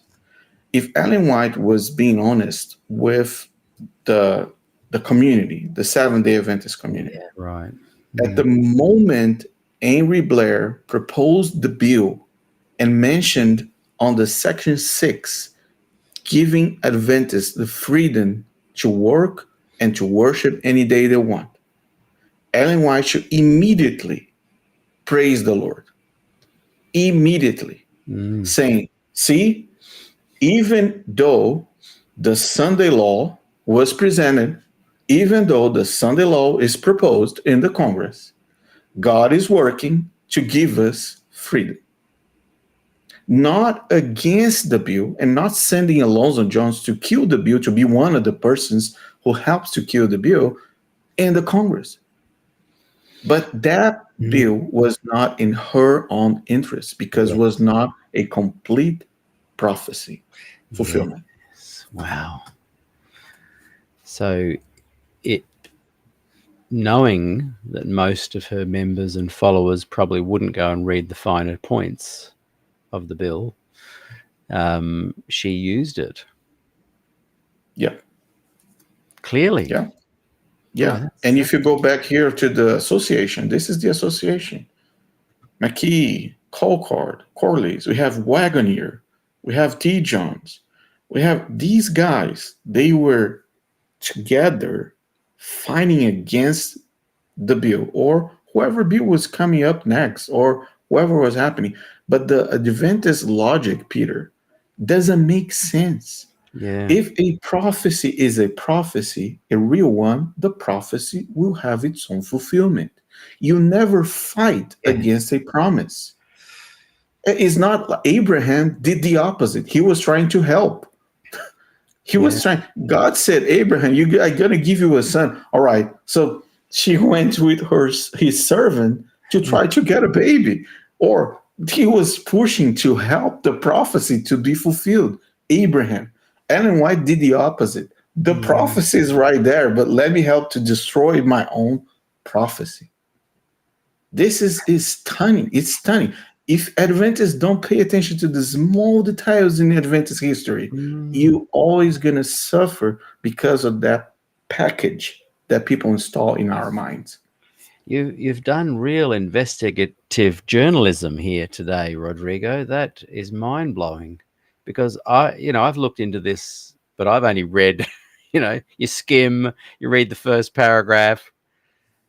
But what you've revealed is either deep ignorance or deep manipulation. Yeah. And I find it's all very well to wish you could revise your church and be a revisionist and bring about these changes. But at what cost? And at what kind of starting point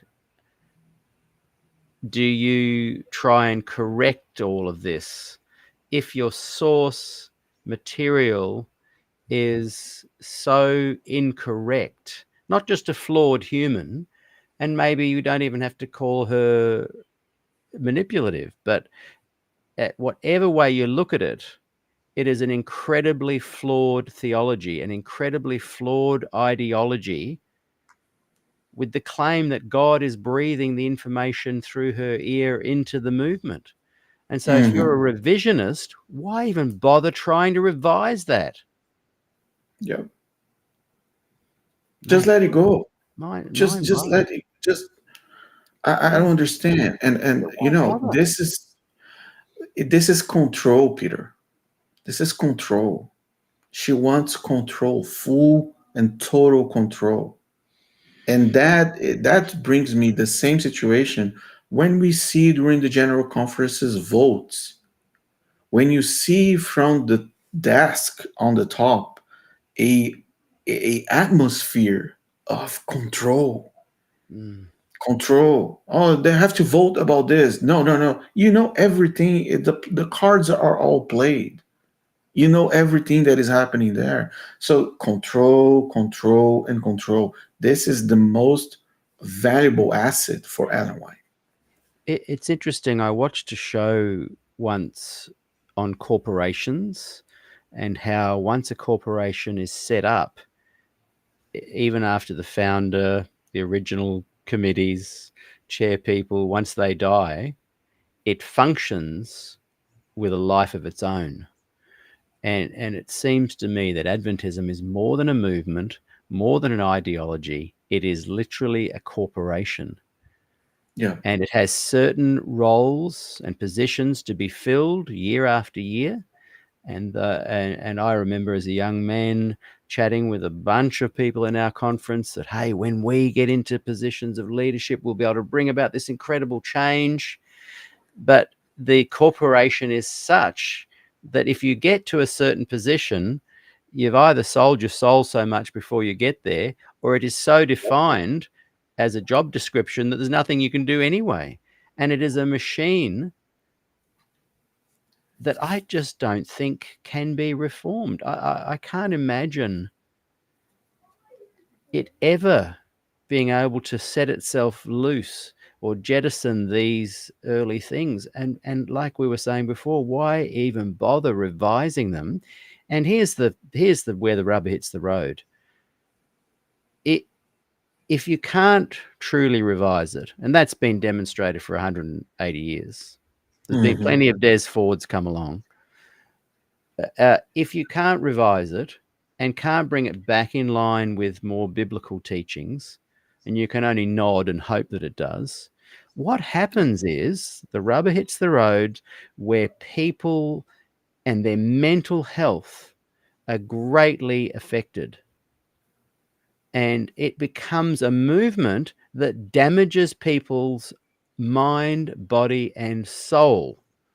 So at some point, the revisionist must become the rebel or the freedom fighter and must say enough is enough.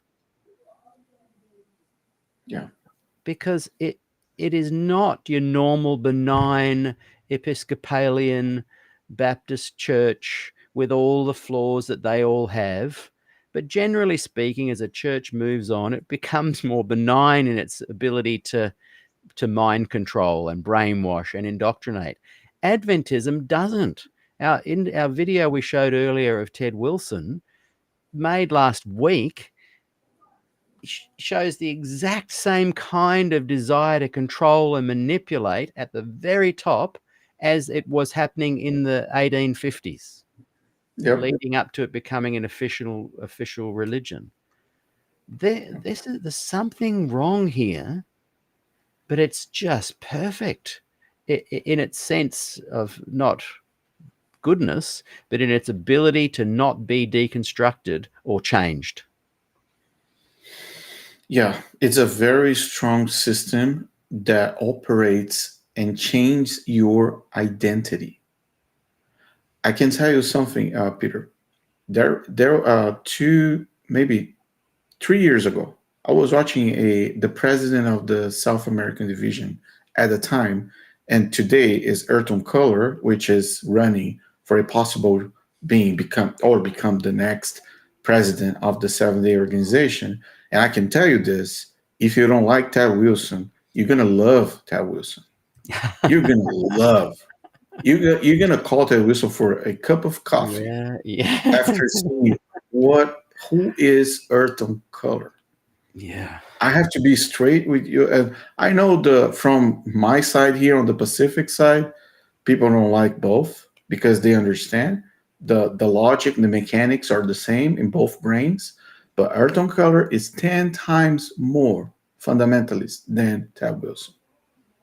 And you're hearing from someone who was led by him directly in the South American division. So this is no joke, Peter.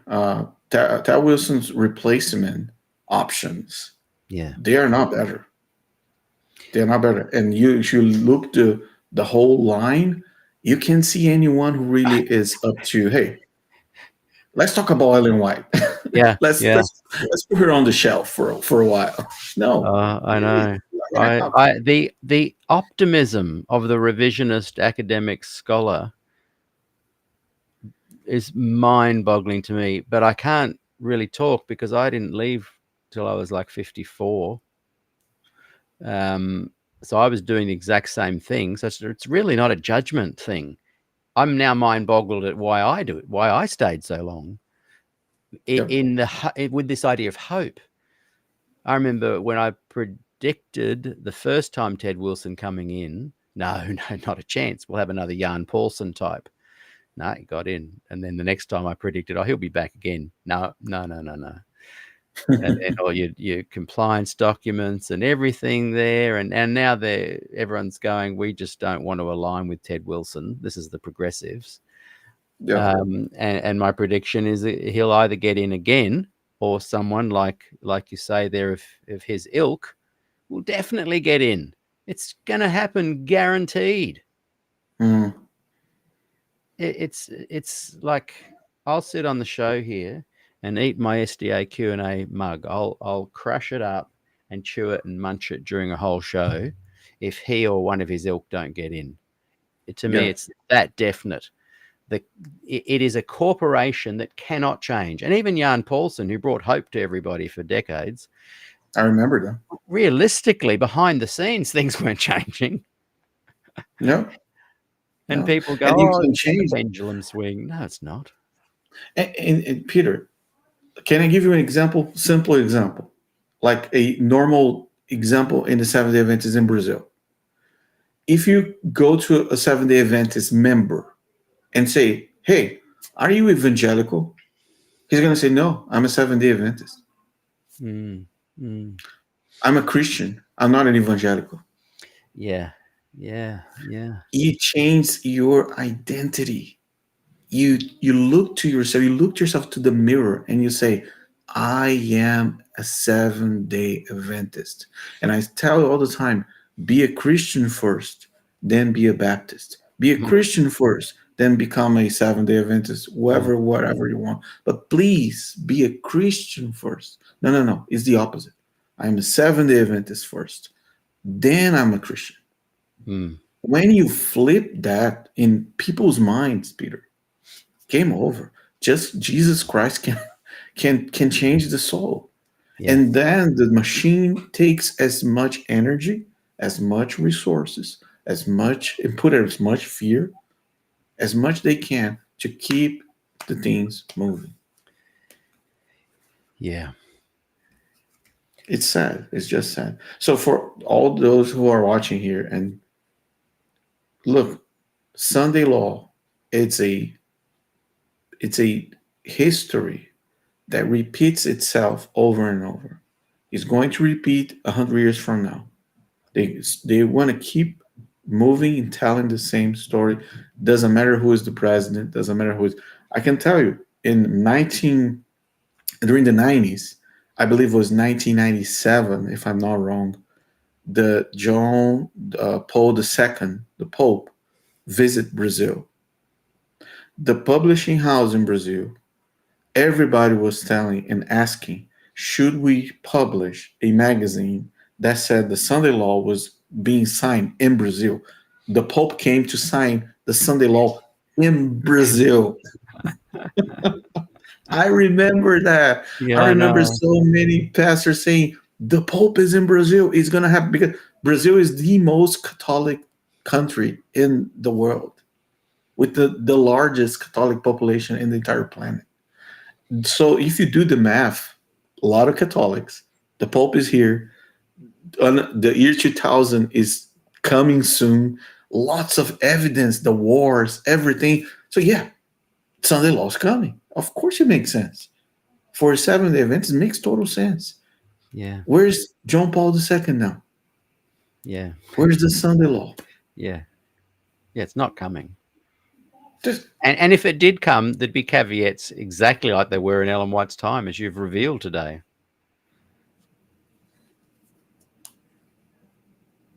I think I made a video. It's a 1 hour and 20 minutes documentary about the Sunday law in my channel. From the logical perspective. One of the things I mentioned in the video is this. What is keeping the Sabbath? What is keeping the Sabbath? And from the simple explanation, keeping the Sabbath is not work. Is do not work. But one example, if you are Seventh-day Adventist and during the Sabbath morning you're going to the church, you're keeping the Sabbath. thumbs up. If you're a Seventh-day Adventist and you're staying at home, watching online the service, but you're just watching and staying home, good job. You're keeping the Sabbath.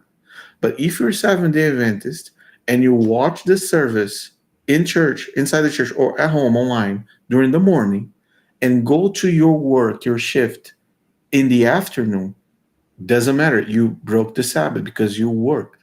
But if you stay at home, you don't watch online, you don't go to the church, you sleep all Saturday, you didn't break the Sabbath. You just keep sleeping. You kept sleeping all Sabbath. But did you break the Sabbath? No. Why? Because it didn't work. Look, and with all of that aside, you cannot keep the Sabbath on a sphere. Exactly. You cannot do it. You cannot have a clear seventh day sunset to sunset. Ellen White's advice was, well, move closer to the equator. Yeah. And what if ground zero of where we have our, is it Greenwich time? What if it's not there? What if it's actually over the Temple of Jerusalem? Well, that's going to change it by a few hours. And then Correct. What do you do in the Pacific, where they've got the dog leg of the man-made adjusted times? Mm-hmm. It is impossible. Like, why would God create a mandate to keep it or not go to heaven in a world that is a sphere, that it's impossible to do it? You physically can't, on all parts of the globe, keep the Sabbath. The light just travel. The light travels. It's going around, going around, and the Earth is following around the sun. It's spinning. Our solar system is moving through the Milky Way. The Milky Way is moving at every point. Why make a reference point that shifts and changes every second a point of salvation, and then to keep it, and then to delve into how do we keep it? And then the revisionists just say, oh, well, we just make it a day for us, and it's a beautiful rest day. And I agree. I still enjoy doing nothing on the Saturday, and but and if you think about that, Peter, the Seventh-day Adventist Church say they are the remnant because they keep all the commandments, and then they point to the Sabbath, right? So they are the remnant because of the Sabbath, pretty much. Because the other churches, they are not the remnant because of the Sunday. Yeah. Right? So this is the math. So let's take this math. Are the Seventh-day Baptists the remnant? Yeah. Are the Seventh-day Baptists because they believe in Jesus? Because they say keeps the commandment and the faith in Jesus. Yeah. Well, they keep the Sabbath. They keep Have the faith in Jesus. Have they been entrusted with this special last days message? No. But they're still keeping the Sabbath. Exactly. So they don't believe the three angels' message, but they keep the Sabbath. But they're not the remnant. Now the things start piling up. Oh no. Okay. Is the Sabbath? Is Jesus? Is Ellen White? Is the third angel's message? Is the health message? Is the Sunday? Oh, now this package, investigative judgment, this package represents the remnant. Yeah. Really? Yeah. Yeah. I know. So this is pretty much the last slide. The other slide I will share is like this one, which is the evolution of the first one. Yeah. Which is pretty much the composition of the cycle, like Ellen White on the top, Joseph Bates enforcing the Sabbath message. Then you have the fabrication of the villains. I put both popes, the last two we have noticed. Oh, yes. And then we have the villains action, like the politic man with the Pope getting together to, plan against. Then you have the random event news, which means, oh, now it's Biden, or now it's Trump, or now it's the Green Deal, the new Green Deal, the warming, the global warming plans for the Sunday, Green Sunday keeping. Then you have the martyrs. So the Seventh-day Adventists running for their lives from Yes. the. Okay, everything failed because John Paul II died. All right, let's restart the wheel again. Yeah. So Ellen White, now just change a couple pieces. Change the Pope there, change the United States president, and change the deals. And we can put a war Yeah. in some corner there happening here. Then. And they have done that. Your example of this looping, you could literally go back to the late 1800s and fill a different Exactly. picture in there. Just change the pictures. Just change the pictures. Frank Merendino writes, and by the way, Connie French will be doing our gospel presentation this week, 2 days' time. And I think the week after Frank Merendino is back on. And he's just written, there is just no way, apart from Adventist indoctrination, that one can read the New Testament and come away with the idea that Sabbath is a central issue, let alone the final test of allegiance and salvation. It's almost laughable.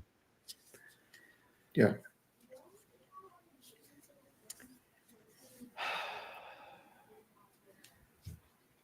People hang on to it though, like as something to be special and remembered, and it's difficult to say to people, yeah, there is definite value in taking a day out of that cycle of 7 and focusing on more spiritual things and family and rest and enjoying a walk through the bush, forest, whatever.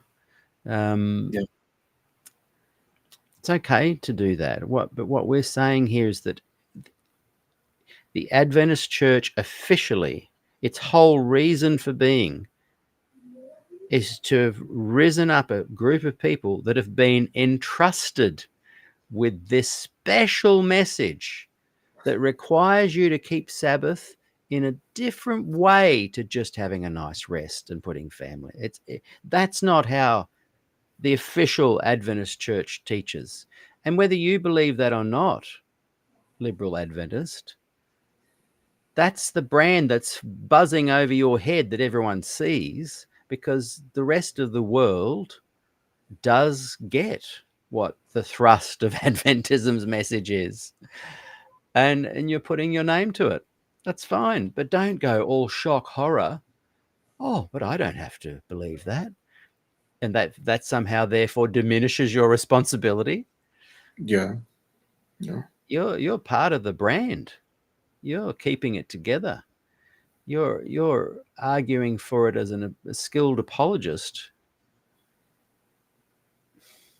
It's funny, isn't it? Because on the other hand, I have this huge respect for people that are the academics and scholars and who have found a beautiful, I think Americans say niche and we say niche, a way to kind of just feel wanted and a sense of belonging. And so another part of me goes, yeah, good on you. But it's the sheeples that annoy me the most. Like, just use your brain, draw your own conclusions after you've analyzed all the stuff that's been presented today and in other shows and on other platforms, and make a decision. And if your decision is to stay in the Adventist Church, I respect that. And if it's to leave, I respect that. But don't just come up with those same tired old answers that everyone's passed on to you from generation to generation. And, oh, well, Ellen White said she wasn't a prophet. And, oh, but aren't we supposed to keep the Sabbath as a beautiful rest day? And oh, you know, it's just open your eyes. Yeah. I can tell in one example, one guy was baptized in a Seventh-day Adventist church, very simple person, and he was working in a gas station prior to baptism. So he presented the problem. Hey, I work on Saturdays, so I have to feed my family. This is my only job. So I'm okay being part of the Seventh-day Adventist church, but I have to keep working on Saturday, and I cannot just leave my job. So the pastor say, okay, we're not going to get baptized. So that's it. You figure out your job situation. After you figure it out, you come over here and you can get baptized. So the person who was giving the Bible studies to this person convinced him to quit his job and say, God will provide. God will provide. Nice. So he quit the job. He went back to the church, got baptized. This is in Brazil. He got baptized and said, okay, now God will provide. Waiting 1 month, 2 months, 3 months. Nothing happened. Bills start piling up. And he said, okay, I'm going to go back to my work, but I have to hide myself because it's twice a month in the afternoon. So I can go to church, but I have to go to the gas station in the afternoon. So nobody going to know. I'm fine. I'm going to have to figure out to hide myself a little bit. In Brazil, the person in the gas station pull the gas inside of the car. Not yourself doing by yourself. It's like you have to wait. So you're going to be noticed. Exactly. So then, a beautiful Saturday, the pastor of the church, the same church, stopped at the gas station in the afternoon to fill the tank. And then he saw the member, the same guy, working on Saturday. Right. What a surprise for the guy seeing the pastor filling the tank in this Saturday afternoon. And he said, what is happening here, pastor? He said, yeah, it's for the Lord. It's for the Lord. It's for the mission. I have to go from point A to point B. I need to put some gas in my car, and that's it. But you're working here. You should not be working here. Yeah. 1 week after, the same guy received a disciplinary vote in the church because he was working on Saturday. And he left the church 2 months after. So that is just one. I can tell you dozens of stories here, but this is one story to show you how things, even in Brazil today, is completely out of sense. People truly in the church, in the board, in the church, voted to a disciplinary vote against the guy who was filling the tank of the pastor in this Saturday afternoon. Yeah. Just try to do the math. It's impossible. Yeah. It's impossible. Kelly Byrne writes there over on our Facebook group. And thanks for watching, Kelly. Whenever I see you come on, I go, awesome. Kelly's watching. Makes me feel like everything's right with the world. She writes, Exodus 20 states, remember the Sabbath day, the only commandment with the word remember. I think what I would say to that is that but it's not adding remember it with another announcement that says, because if you don't, you won't go to heaven. I think you can remember something as being valuable, and then there's all sorts of things that you can go into discussing it, which I think Frank and her are now on the program there, which is why go and join our Facebook group, everybody that's watching. Just click the description, in the description link, there's a link below, because there's some incredible conversations that happen there. So everybody's got an answer of why not to leave it, why not to jettison it. Some people felt betrayed that I left, whereas I felt I would have betrayed my daughters if I'd stayed.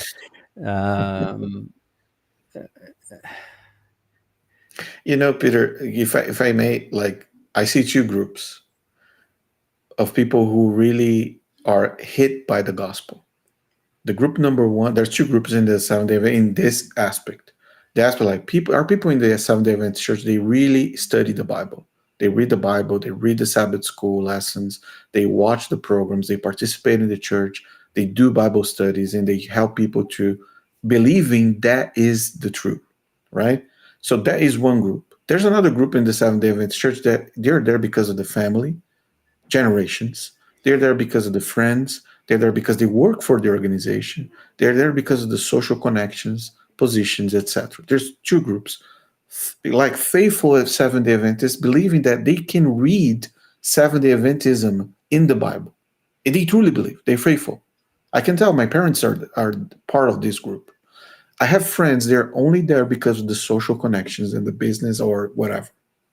When these two groups, they face the gospel, when they are exposed to the real gospel of Jesus Christ, the group that study the Bible is a group that can leave the SDA church easily than the second group, because they saw the gospel, they went back to the practice they're already doing, they studied the Bible, they went back and said, yeah, this is what the church is telling me. It actually doesn't make sense. I understand the Holy Ghost is preaching to them. Jesus is presenting the gospel, saying, yeah, I'm leaving. I'm not leaving because of anything else. I'm leaving because I found Jesus and I found the gospel.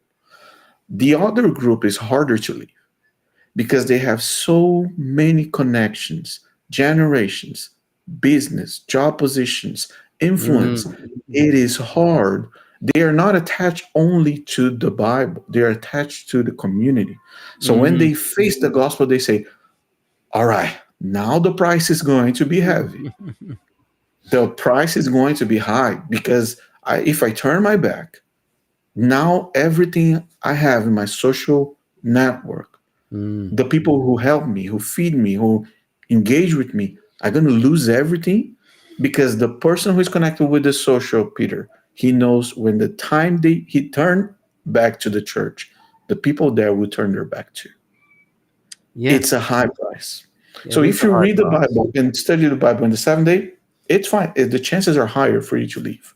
But if you're connected and attached to the family, to the friends, to the job, then it's a different conversation. Yeah. Yeah.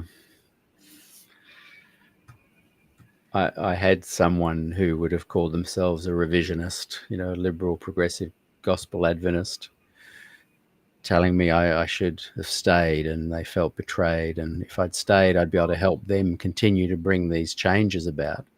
And I said, out of interest, what are you doing to bring about these changes? Like, what are you actually doing as far as networking, building up things politically?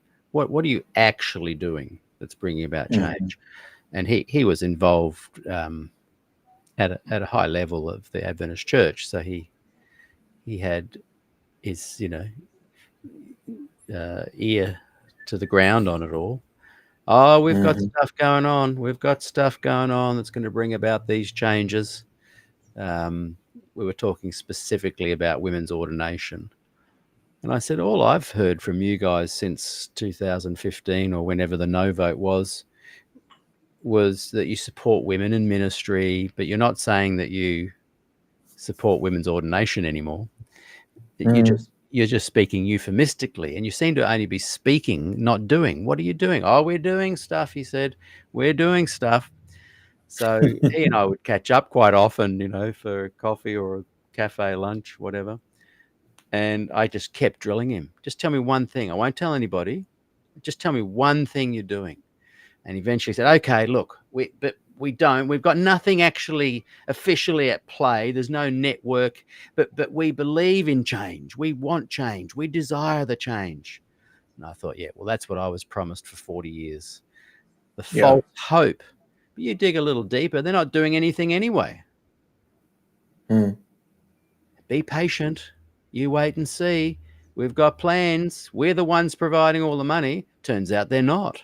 The ones providing all the money are the wealthy, traditional, conservative fundamentalists. Yes. You're right. Where's the liberal, independent, progressive, revisionist ministries that are sanctioned by the church, just like Doug Batchelor's programs are, and just like 3ABN? Where are they? There's none. I can't think of any that are officially, hey, yeah, we've got this side of the church and that side of the church. They speak of this patience and hope and times are changing, times they are changing, but they're not. Nothing's happening. So I challenge any liberal, progressive, revisionist out there watching, apart from staying and just enjoying your cultural content and feeling warm and fuzzy about the church, what are you actually doing to bring about change? What are you agitating? What are you doing? nothing. And even if you are, it's not going to make any difference. Nothing. And also, Peter, if you look back, let's talk about people who really can't make any change or influence change, where they are looking for when in terms of consequences. They look to Desmond Ford. Yeah.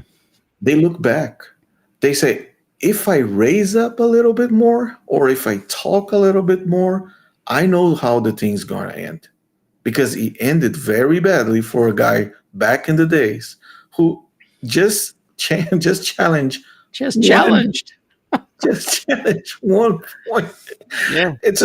We know the story. So if you're not willing to pay the price, internal change take generations to happen. Yeah. I can tell you that. One day I was trying to put drums back in the days, drums in the church. And the pastor was fighting. The pastor was very straight to me, say, Rodrigo, pay attention.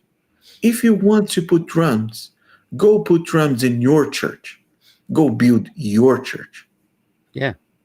He was very straight with me. And in many ways, they have a leg to stand on, because that is the church that they want.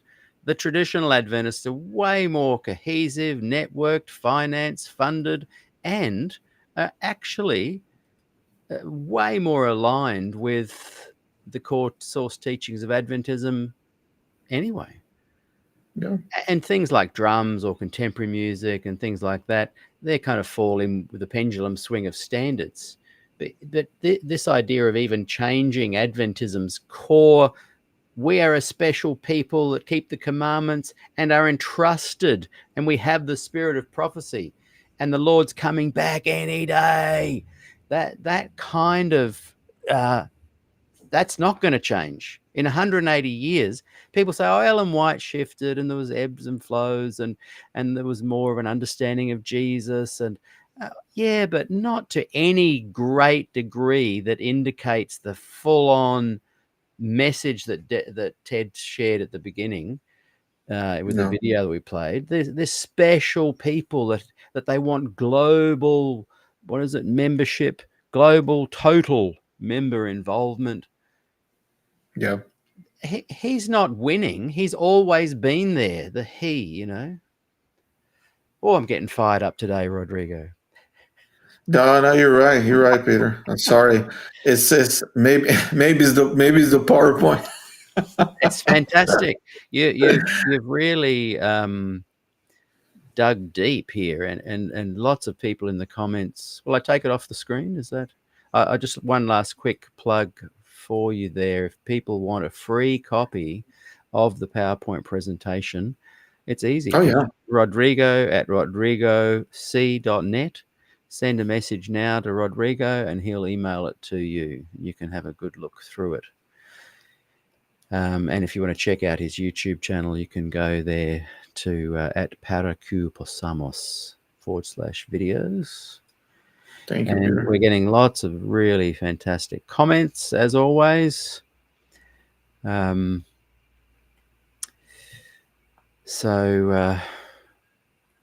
one thing I would ask to any person talking with a Seventh-day Adventist pastor is this: imagine you're seeing Jesus in the cloud coming back. Finally, Jesus is coming. And you're looking up to heaven and seeing the angels. You're seeing Jesus. You're seeing the clouds opening, the trumpets. You finally, Jesus is here. Ask the Seventh-day Adventist pastor. Everybody who's raising hands, receiving Jesus, everybody who's looking to the sky, do we have people in this group that attended a Sunday service the week before the second coming of Jesus? Ask your pastor. Ask for transparency. And just asking, hey, these people, imagine millions and millions of billions of people singing glory, hallelujah, glory. Jesus, finally you're here. In that group, in the millions, do you have people that were attending a Sunday service days before? Because Jesus will come back on Monday, Tuesday, Wednesday, Thursday, Friday, Saturday. It's going to be a day of the week for sure, 100%. But there's a Sunday before the second coming of Jesus. These people, can we find people that were attending a Sunday service, Pastor? Yeah. Yes or no? And you'll say yes, but they hadn't known the truth. It's impossible. The Sunday law is global. The persecution is global. The bad devastation is if global. you've got to that point with Adventist belief and the Lord's coming, if you've got to that point, then everybody has been given that information and that knowledge and decides clearly to keep the Sabbath or Sunday. You're right. Exactly. You're right. Yeah. So there's no middle range. There's no middle range. Only those who have kept the Sabbath are going to be raised up, according to Adventists. Trail Rider writes, wow, this has been incredible information. Thank you, dear God, for hearing my prayer. And earlier she was thanking you for this incredible presentation you've done today. Amen. Praise the Lord. Well, I'm wondering if there's anything you'd like to add to close things up for today. I look forward to our next conversation. We had another topic planned, didn't we? We're going to kind of talk about some other things that have been going down, but we'll save that for next time. Just want to say thank you, Peter, again. Thank you. Your channel is a blessing to me. I'm always, most of the time, working on one screen and having the video playing in the other screen, listening.